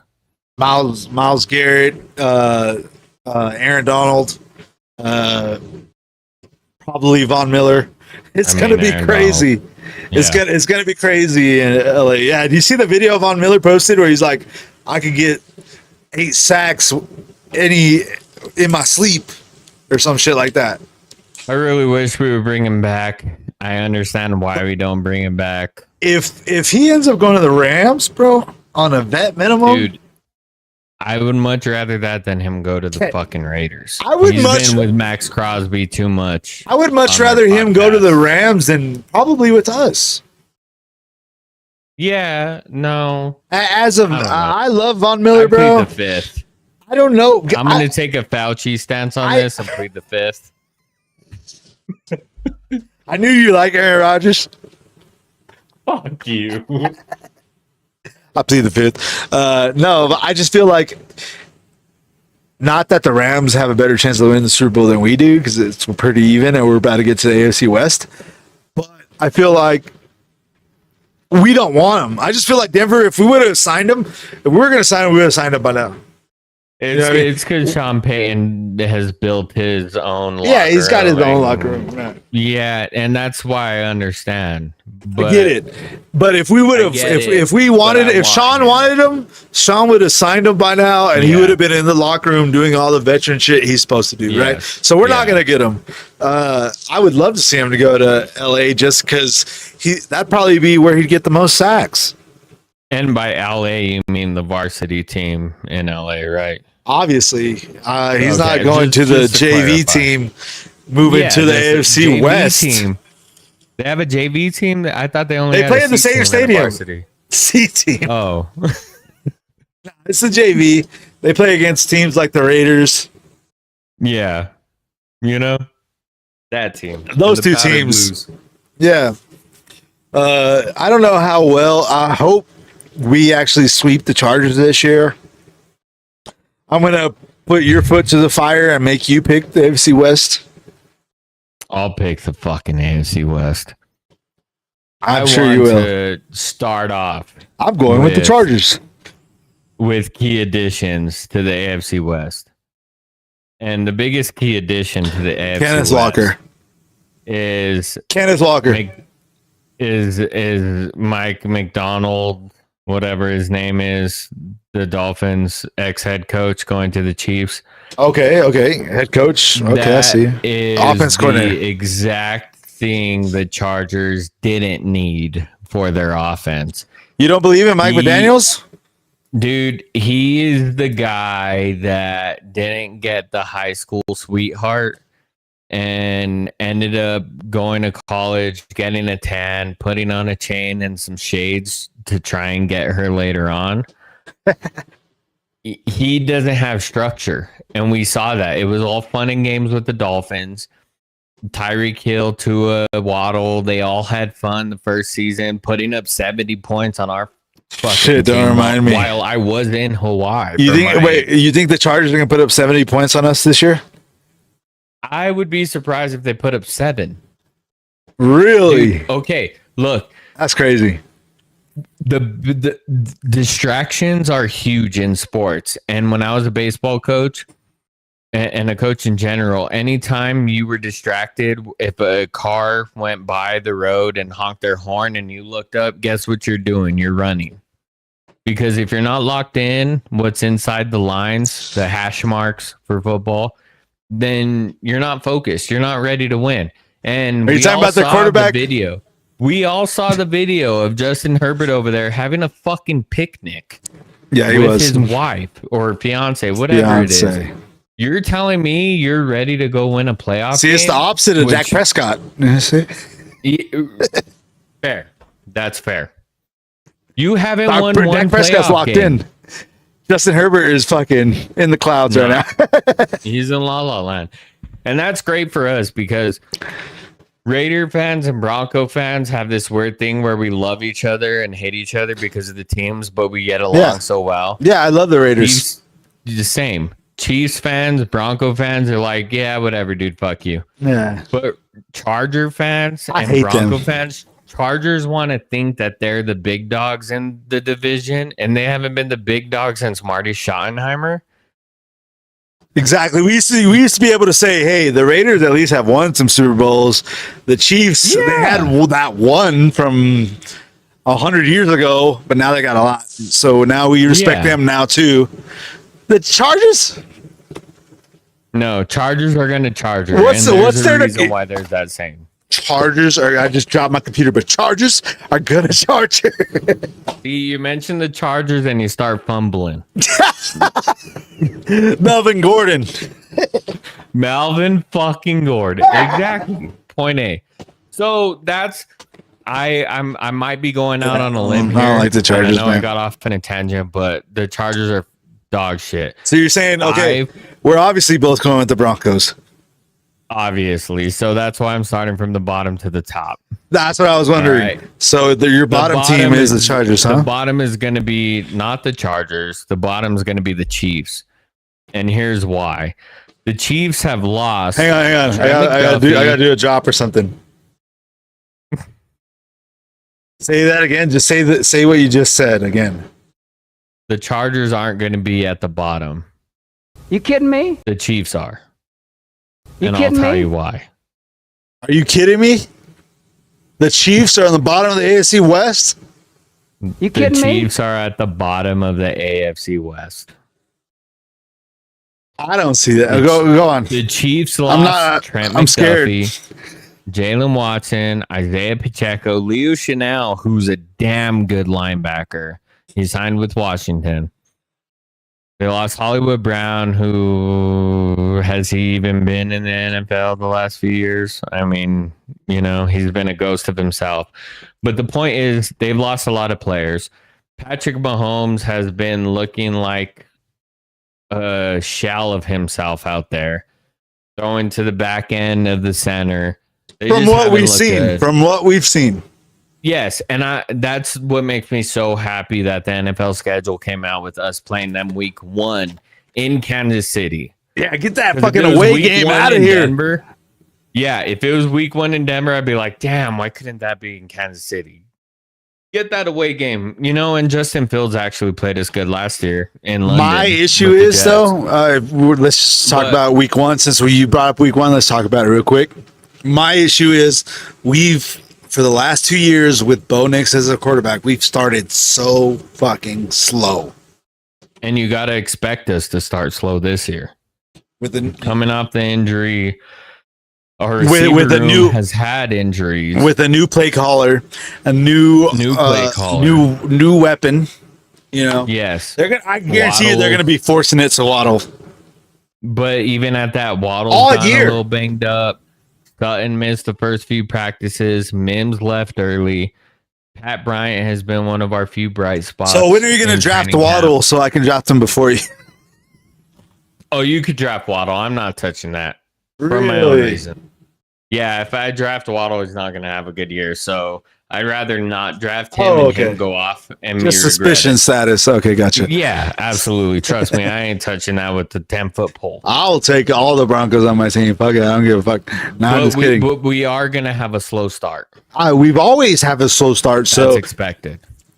Yeah, I just can't believe you picked the Chiefs to, even though we might have a slow start week 1 in Kansas City, you're picking them to be the bottom of the division. I've said this is one of the tougher divisions. Are you kidding me? And I do expect 2 teams to come out of the division, make the playoffs. But the Chiefs are finished. The Chiefs are finishing last. Playoffs? The Raiders finished second to last. Chargers squeak into the playoffs. After you talked all that shit to the Chargers, you're going to say they squeak in? Because they're going to squeak in. Mike McDaniel's got some kind of offense then, huh? The lights are too bright. Okay. They lose in the first round, probably to the Jags. I'm writing it down right now that you're picking the Chargers to go to the playoffs. That's crazy. Over the Chiefs. The playoffs because the AFC North's only getting 1. The fact that they make the playoffs, I understand. but over the Chiefs is crazy. Chiefs are going to be on a bad year. And coming out of the AFC West. They got Kenneth Walker. Who? Yeah, I agree with you about. Wait. Okay, I have to say it. Coming out of the AFC West, you're defending AFC West divisional champs, making the AFC Championship, number 10 at the helm, the Denver Broncos. It's happening. My mom thinks we'll win, so that's all that matters. Fucking excited. My mom thinks we'll win. Are you Bo Nix's mom? Drop the Bo Nix. My mom. I've been doing it the whole time. The whole time you've been talking, I've been dropping all that. That's what I said. I'm fucking stoked. Let's go, boy. So we play tomorrow. Kickoff's in about 12 hours. Let's go. Yeah, I can't wait for the Broncos. I definitely am going to go. I let you talk the whole time. Let me get in here on the AFC West. Definitely think we're going to win the division. I think we're a Super Bowl ready team. We're one of the Broncos are one of the 5 teams who can win the Super Bowl right now. Yeah. You want to have that conversation? Should I put that in the stash? That's next week's conversation. Yeah, I'm putting in the stash. Put it in the stash. Which 5 teams can? Because usually there's only like 5 teams who can win the Super Bowl every year. Yeah. Every year there's only about 5 really teams. Only 3. I'm going to say 5. I'm going to hold this to 5. Seahawks weren't in that 5 last. I'm going to say our question is which 5 teams can win the Super Bowl? And if one of our 5 teams does not win the Super Bowl, we suck. We need to stop doing this shit. Yeah, well, this will be the last fucking show or the last fucking season we do this. But yeah, if we can't, that's a good question. If we can't pick which 5 teams can win the Super Bowl, I think the Broncos are one of the 5 teams this year who could definitely win the Super Bowl. We got the best offensive line in the league, like you said. We just got a huge weapon on the outside. Another year with Evan Ingram. RJ Harvey in his second year. J.K. Dobbins, hopefully healthy. If he's not, I mean, we got another running back in Coleman. Like we finally got Coleman. We finally got some options in the backfield, which we haven't had since Bo Nix was our quarterback. Since Bo Nix was our quarterback, we talked about it last week. He led the league in passes last year. I think he was like top 3 his rookie year. His first year in the league, he was like top 3 in like attempts. Because can I pause you? Can you save your thought process? I'm good. Go for it. Bring this I'm up. fire right now. I'm heated. I think this is the first time Bo Nix and Sean Payton have had an actual running group that has 3 different levels to the game. And Javonte Williams had that one level where he's going to put your ass into grass and run through you. And that's JK. Yeah, and that's JK. The third down, the short down, keep him healthy. RJ Harvey, elusive in the pass game. Jonah Coleman has brought that short Maurice Jones-Drew hybrid, and of pass course blocking, very strong. He's got the big legs. He could fucking take down anybody. He could take down a DN coming in. Young buck. He's the young buck, and I'm excited to see what that looks like because Sean and Bo haven't had that. So sorry to cut you off, but I needed to get that off. No, you're right. Our running backs, and that's kind of the point I was hitting on. Our running backs, we got everything. We've never had that. Since Bo was a rookie, we never had that. We thought Estime was going to be that. Yeah, we had Estime. We had Williams, who was banged up by Bo's rookie year. By Bo's rookie year, Williams was like barely hanging on. Now he's got a good career in Dallas. Hopefully he does play well all season this year for them. But yeah, Bo's never had a backfield like he has this year. He's never had a wide receiver room like he has this year. And the defense is just as good as it's always been. So yeah, I definitely think the Broncos are one of the 5 teams that can win the Super Bowl this year. I don't agree with you that the Chiefs. I'm not counting Patrick Mahomes out for anything. Like if he doesn't start. Going back to my conversation when we were talking about the preseason, if he doesn't play not one preseason game, I don't expect him to play against us week 1. Look, I will say this. He's obviously a first ballot Hall of Famer. You can't count them out against any team when he's under center. Every great quarterback has that bad year, and he has not had that yet. So even if he does play a full season, which I highly doubt, I would say last year he had that bad season. Last year was pretty bad, and even that was still above par. It was still above the league minimum and average. I just don't. Not for his level.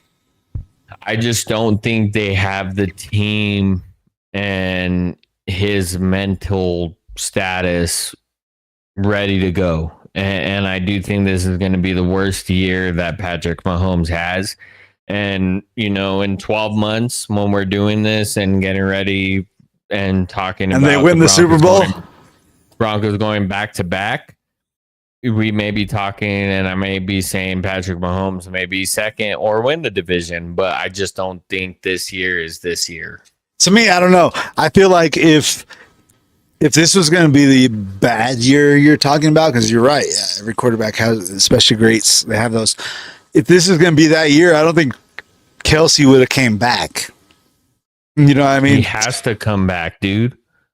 Why? He just got married to a fucking billionaire. He don't have to come back at all.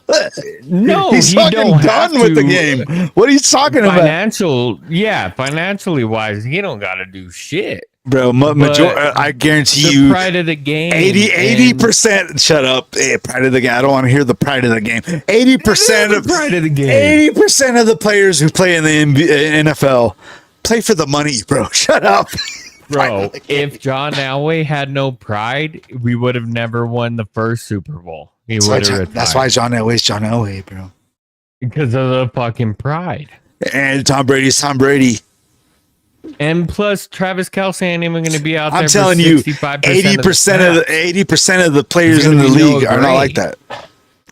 Yeah, well, he's there for Patrick. That's why he came back, and I don't think Patrick is done. The shittiest part about this division is I have no faith in the Chargers. But yeah, you picked them to make the playoffs. But it makes no sense. I know. But you talk so much shit about them before you were like, shut up. You're right. I did. I wrote it down already, bitch. You can't take it back. There's no way the Raiders make the fucking playoffs. Well, there's no way the Chiefs make the playoffs. There's got to be two teams from our division. Yeah, because our division's tough, and I don't think it's going to be the Chargers. I think the Chiefs, and I think Andy Reid. Like, how are you counting out Andy Reid, bro? He's never had a bad season. What are you talking about? The Chiefs are going to have a bad season. Exactly, he's due. No, there's levels to this. No, bro. If there was such thing, you sound scared, Johnny. No, if there was such thing as perfect, gold would always be up. Gas prices would always be low. There's a literally, I wrote Johnny Chargers over Chiefs, and I'm just like, what the fuck? You could write Raiders over Chiefs.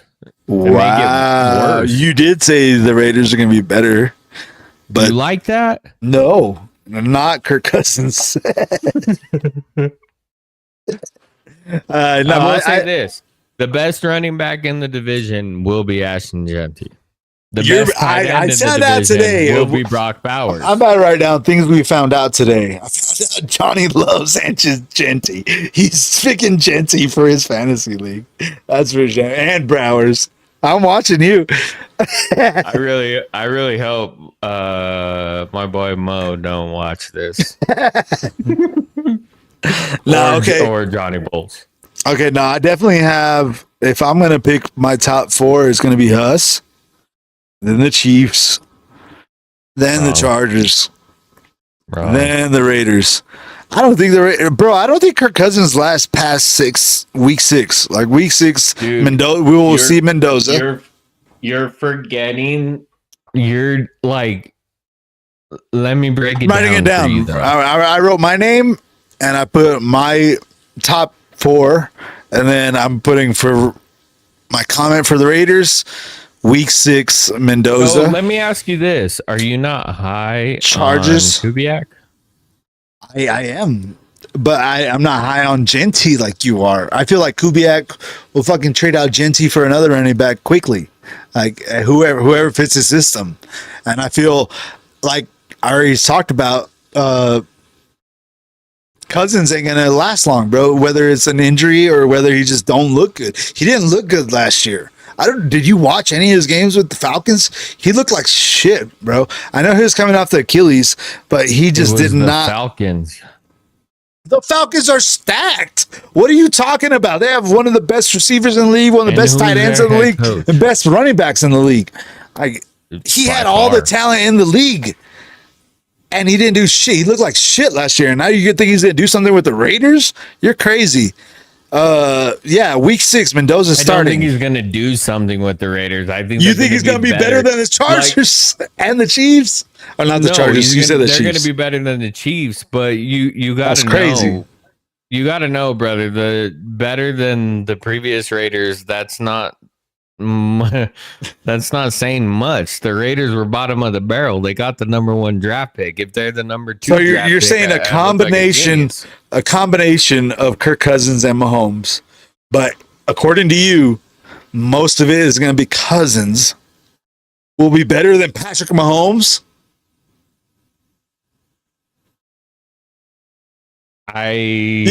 Shut the fuck up. See how it comes off like that. No, that's what you said, asshole. It don't come off like that. That's what it is. Patrick Mahomes isn't going to be Patrick Mahomes. Patrick Mahomes is going to be a Johnny fucking Manziel. Maybe he don't play the whole season. That goes back to what I was saying. I hope you draft Patrick Mahomes. I'm putting this. Fantasy. No, I am not going to draft Patrick Mahomes fantasy. That's for damn sure. But I think even if Mahomes gets hurt or he doesn't play the first 3 games, like I said, if he don't play this fucking preseason at all, I don't see him playing against us.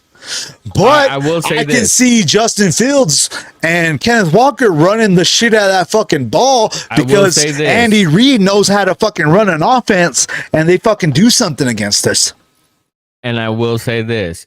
If Patrick Mahomes and the Chiefs come to an agreement to where he doesn't play the first 4 games of the season, and I can see that, then that changes my standings. Oh, that changes my standings. But if he comes out week 1, there's no way ESPN and the NFL and all that you can't be changing it over asterisks over I'm injuries. just saying, there's no way the NFL said, hey, we're putting Broncos Chiefs Monday Night Football to start the season with Justin Fields fucking playing. Bro, the NFL doesn't have any control over that. We talked about this whenever they're not going to put. Bro, they're not. We talked about this whenever Adam Silver was like, "Well, it depends on where LeBron goes," we talked about, man, NBA and NFL are completely different. They're completely different. I get that, NBA caters to the superstars. NFL does not. NFL don't give a fuck who plays. No, NFL don't give a fuck. You really think the first NFL 5 weeks was like, hey, you know what sounds good? You're getting me heated up, Johnny. You're getting me up. Justin Fields, Bo Nix, week 1. That's going to get our ratings through the roof. That's going to start the season off strong. It would, though, because everyone would be like, what are they going to look like without Patrick Mahomes? Like, it's going to... Trash. More people would tune in because of that, though. That's the greatness of the NFL. The NFL don't need this fucking superstars. Like by week, that might be the most Gen Z thing I've ever heard. There's a reason why they don't do flex scheduling till after week 5 because of playoffs. No, because that's whenever. Yeah, you're right. It's because of the playoffs, and they're trying to put the teams who are going to get in the playoffs and teams who might not make the playoffs like in prime time. But before that, before week 5, they don't give a fuck because guess what? It's gonna get ratings no matter what. You think if Bo Nix wasn't ready to play and Patrick Mahomes was hurt, They were like, "Hey, let's throw Jared Stidham versus Justin Fields Monday Night Football." Dun dun dun dun dun dun. Who said Bo Nix was hurt? Stidham and Justin Who said Fields? Bo Nix was Absolutely hurt? Fucking not. Who said Bo Nix was hurt? No, I'm just saying that's what I'm You're getting acting at. crazy. There's no way they put that with backup quarterbacks going to play. There's a better chance the Raiders win the division. Then you're guaranteeing Patrick Mahomes is starting week 1? I'm guaranteeing it. Guaranteed. And there's no way they win. I didn't say he's not gonna. I just said if he don't play in the preseason, which is not the one snap thing to do. If he don't play, I had this conversation with somebody at work today. Well, a fellow teacher of mine, and he's a Chiefs fan, and he's the one who informed me that Mahomes is not playing tomorrow, and we've been having this conversation for a while, me and him. I was like, it don't matter if he don't play the first preseason game. But if he don't play in any preseason games, why the fuck would the Chiefs want him to get his first snaps after an ACL tear against the fucking league's best defense in the league? Because it's Patrick Mahomes. He's a Super Bowl winning quarterback. He's going to plug and play. You're going to want him to play at least a couple snaps before you play against Denver a whole game. Not really, because if you have Patrick Mahomes, that type of caliber quarterback, the first 3 weeks of the season is a preseason. Not against the best fucking defense in the league. No, that's different for us, because if Bo Nix doesn't play the first 3 games of the preseason, then we have a little bit of an issue. But Patrick Mahomes is different because he's been there. He has the experience, and he has the calluses on his hand. Bo Nix is still in his 3rd year, waiting to even pick up his 5th-year option. So if Bo Nix doesn't play, Bo Nix is going to play. Snap. There's no question. Bo Nix will play in the preseason this year. He's obviously not playing tomorrow, but I would expect him to play. And going back to that, I would think if it wasn't on turf field, he would play. But the fact that it's turf in Atlanta, take the day off, big guy. Even JK, don't even fucking play him. Waddle, I don't care. JK don't need to play at all preseason. At all. If Bo's not playing, don't even play Waddle or Sutton. You know what I mean? Yeah, I don't know who's going to play tomorrow, and I definitely feel like Bo is going to take some, and Waddle will take some snaps. I don't want to play JK at all this preseason, but he might get some just because Sean Payton's that kind of coach. He's going to play his guys, and I feel like Andy Reid's the same way. Patrick Mahomes has always played in the preseason, always. I don't think he's never, and you said, he's a Hall of Famer, he don't need that. He's always played in the preseason because most of the great head coaches play their guys. They do. And Bo, okay, now you're saying you have to when you're saying not Mahomes. I'm saying you don't need to. But you have to. I got you. Oh, fucking Johnny. I love you, bro. I love it. We're having fun here, man. I know we fucking lasted this show fucking long. I want to cut it off because I know you got work tomorrow. But I'm been having fun, man. I know.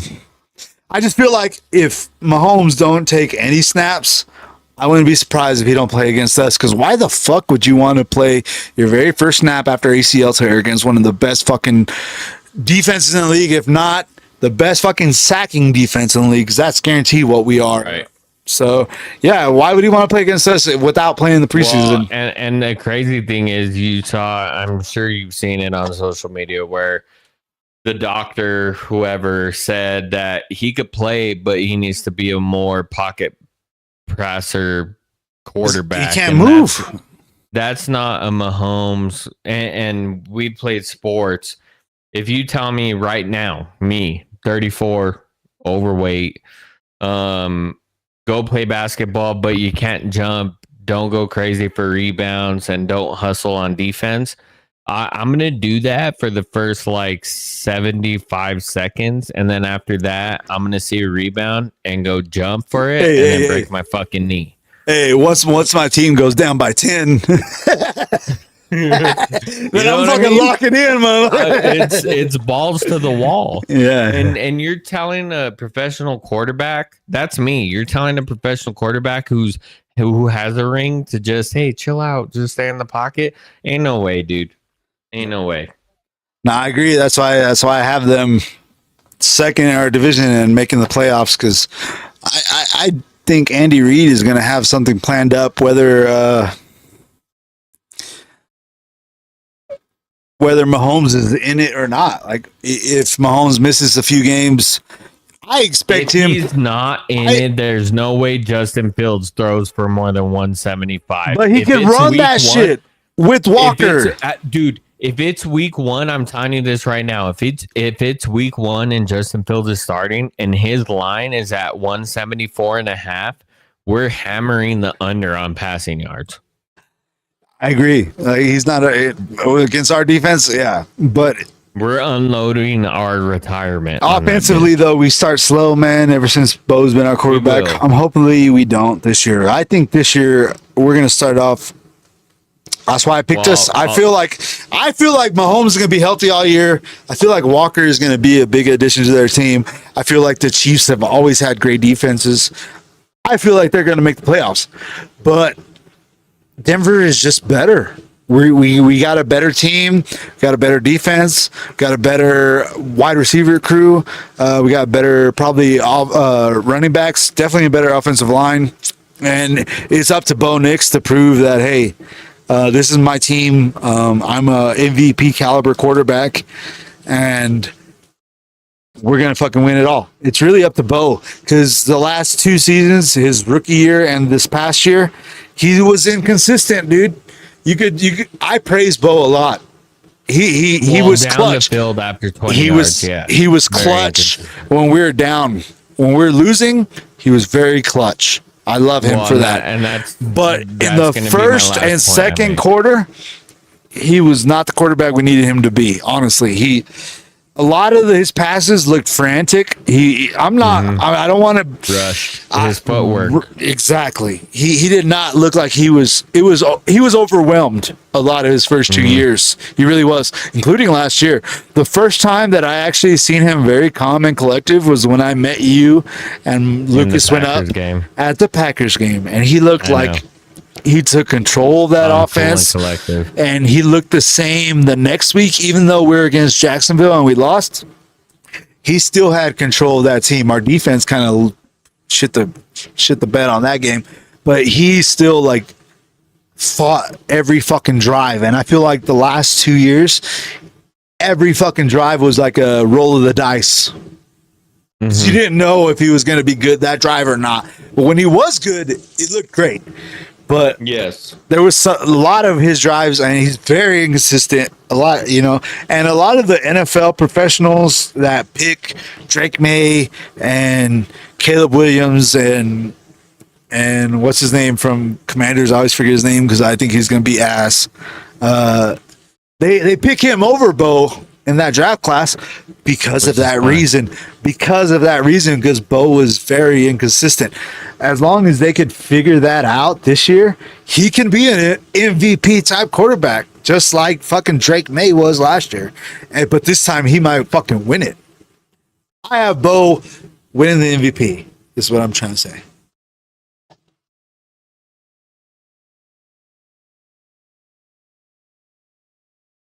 You're high. You think that consistency is going to come this year? If I it don't will come say this this. year, when is it going to come? I will say this. His 3rd year, we either pick up his 5th year option, sign him to a contract extension. That's typically when you see the best of your play. He's also in the 3rd year of Sean Payton's offense. So you Hang on. Before you go on, I'm going back to the stash. I'm gonna write down who's winning MVP this year.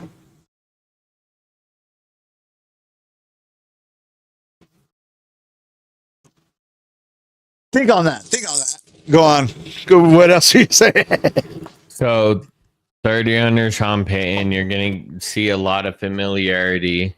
it may be the first year under Davis Webb, but he still has the familiarity with He's been his quarterback coach for the past 3 years. As far as quarterback offensive coordinator connection, I don't think there's going to be a lot of disconnect there. How much say going back to this? Sean Payton's no longer calling plays for the Broncos. He's still going to, How much of a decision do you think Bo had into saying, I want Davis calling the play? Because that was his quarterback coach. You really think it was just Davis and you think it was Davis Webb and Sean Payton talking it out? You think Bo Nix had nothing to do with it? I don't think it was anything to do with that. I think it was Sean, Greg Penner, and them talking about, hey, we know you're getting to the end of your tenure. We are a business, and Walmart is a successful business, and they don't think about what's now, they think about what's next. And whether Sean Payton lasts 1 more season, 2 more seasons, 3 more seasons, I think the plan is to get Davis Webb next, because in the NFL, it's what have you done for me lately league, but it's also let me get ahead of the future. And I think you saw it in the Sean McVay, the Kyle Shanahan, even Green Bay's head coach. I think you saw it with those young core coaches that it's kind of the transitioning of the old to the new. And before we let Davis Webb go and be a candidate for a next head coaching job, we said, hey, let's dip our foot in the water. You call offensive plays. Sean's still at the helm. He's still going to make the final decision on 3rd and 4th downs, and in about 2 years, maybe 3 years, Davis Webb is our next head coach. As long as Bo Nix is still the plan, stuff like that, it goes fluid. And I think that is when you start to see it's not just inside the hash lines. It's Walmart's a business. They've expanded. They're in all 50 states. That's where you get your shavers and your fucking whatever, your milk. That's what they're planning for.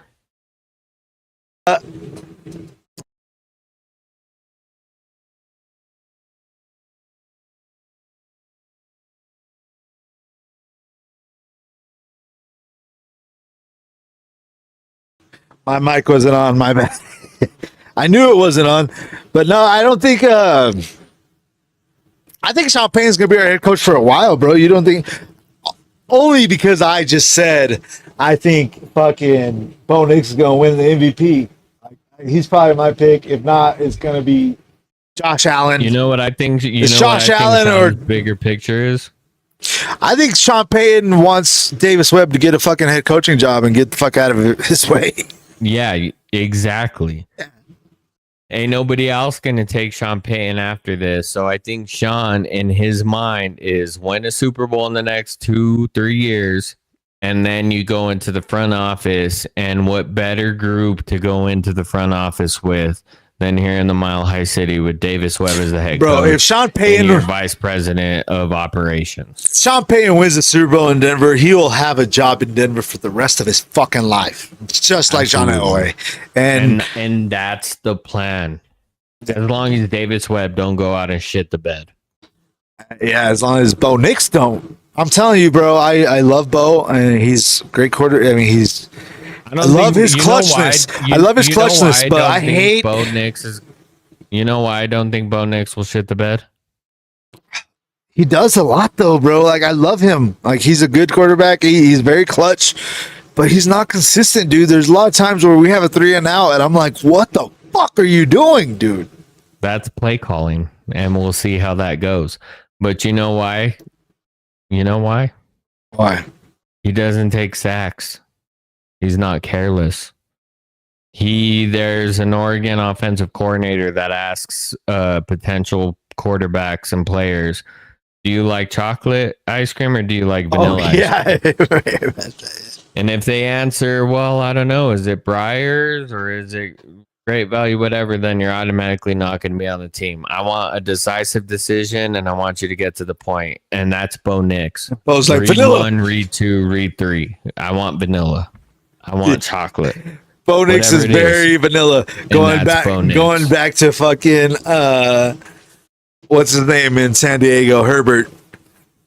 You ain't gonna see Bo Nix and his wife doing that shit.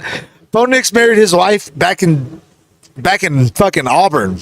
We have the quarterback. He's like, and then going to the Raiders, he's like that Kirk Cousins, Mendoza type of guy. Like he's very yes sir, no ma'am. There's going to be a show called Keeping Up with the Herberts before Herbert wins an AFC championship. There will never be a show Keeping Up with the Mendozas. No. They're just too bland. And that's the kind of quarterback you want. You think Tom Brady was fucking awesome? No, his wife left him for a jiu-jitsu instructor. Yeah. Like, Tom Brady is a boring as fuck. Yeah. He was crazy when he threw that fucking Super Bowl trophy from one boat to the other. And that was pretty it. What a catch. That was a great catch by, I think it was Colson. I don't know. He threw it to somebody and they fucking caught it. But either way, yeah, nobody likes the boring quarterback except for the fan base, and that's us. We fucking love Bo Nix. Keep being boring. Oh shit. This one's for Pat. Keep being boring, Bo. We need you. But yeah, that's pretty much the end of the show. We picked the Broncos, we picked the Rams, we picked the Bills, and the Cowboys last year. Last year. And then I went with every second year coach. And then after that, yeah, you went for. Let's do a little breakdown real quick before we call it the end of the show. Because I'm out of beer and I don't want to get up and get. Yeah, same. I picked the Bucks. You picked the Saints. I picked the Steelers. You picked the Bengals. I picked the Lions. You picked the Bears. And the Cowboys, Bills, Broncos, and Rams. Let's go. Hopefully we're right. Gonna take notes on all of it. We'll go over. Now that we went through all the fucking teams in the divisions, I don't know what we're gonna talk about next week, Johnny. Well, hopefully we'll talk about some more preseason games. We'll talk about how the Broncos look. Davis Webb on his first play calls. Maybe we'll talk about Madison Brewer and Herbert. Did you buy the new Madden?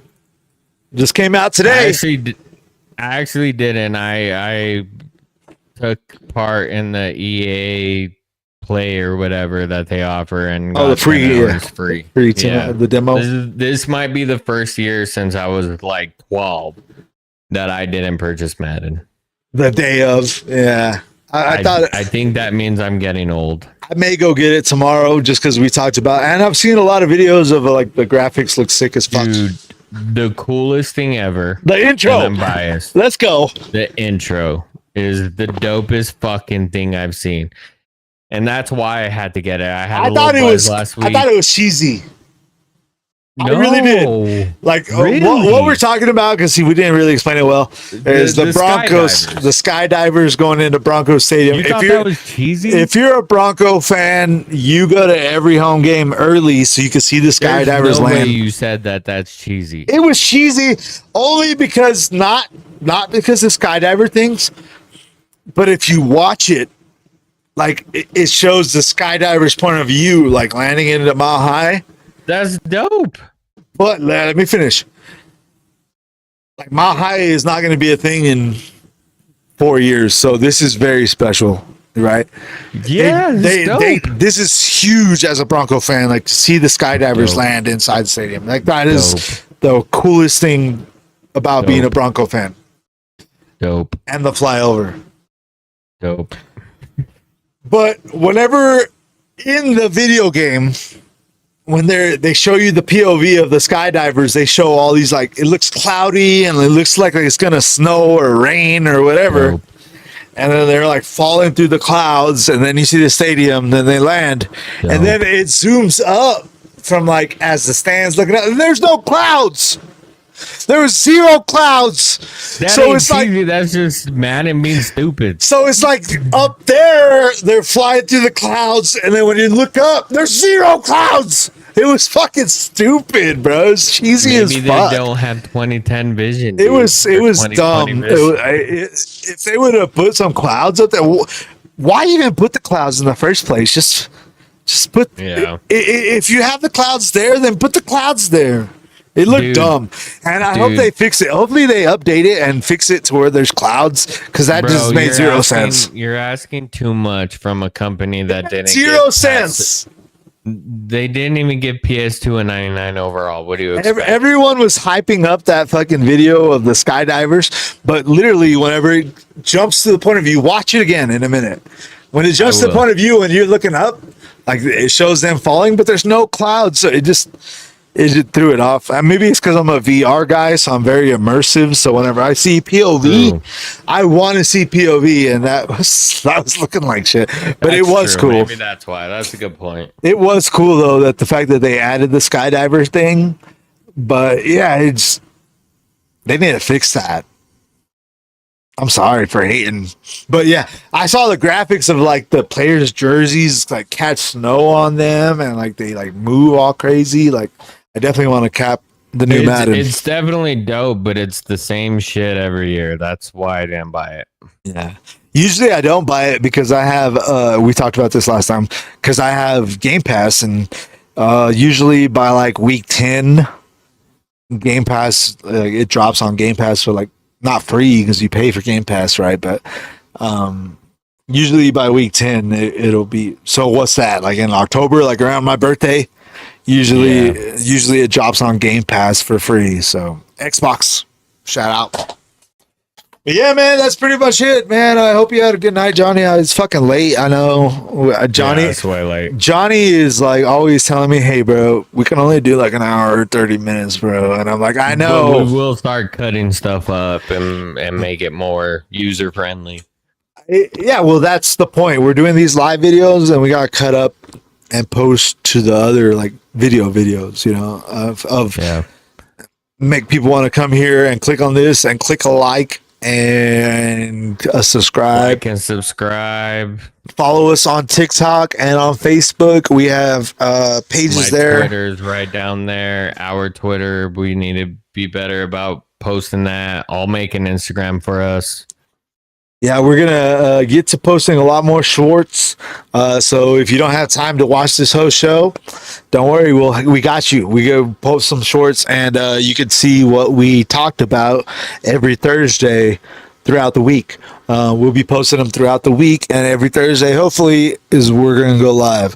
And come a month from now, if we go live on a Thursday, it's gonna be during football. So I think the first game, we talked about it last week.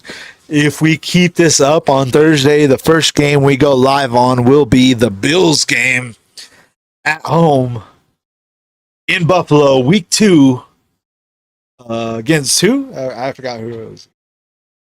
I think it was the Jets No or something. idea. We'll get to that. Yeah. I just know it was in Buffalo, week 2, first Thursday night game. We're going to try to keep this going up on Thursdays. Right? Yep. And we'll be posting videos throughout the week. So shout out to you guys. Shout out to football season. Can't season, wait. all the things that go with it. And shout out to Johnny for being here with me, bruh. Yes, sir. Take it easy, bruh. You got anything else to say? It's for the airbag. Everyone have a great weekend. Be smart, be safe, and God bless Bo Nix. Oh, goddamn. I thought you were going to say, don't be Tony Romo. That's your sign off now, bro. You got to say that every It time. should be our sign off now. I was waiting for you to say it. Now you got to say it. I'll Be wait. smart, be let me do the safe. God bless Bo Nix first before you say it. Ready? 1, 2. Let's go Broncos! God bless Bo Nix! Be smart, be safe. Don't be Tony Romo. Take it easy, y'all. Appreciate it. Later. Hell yeah.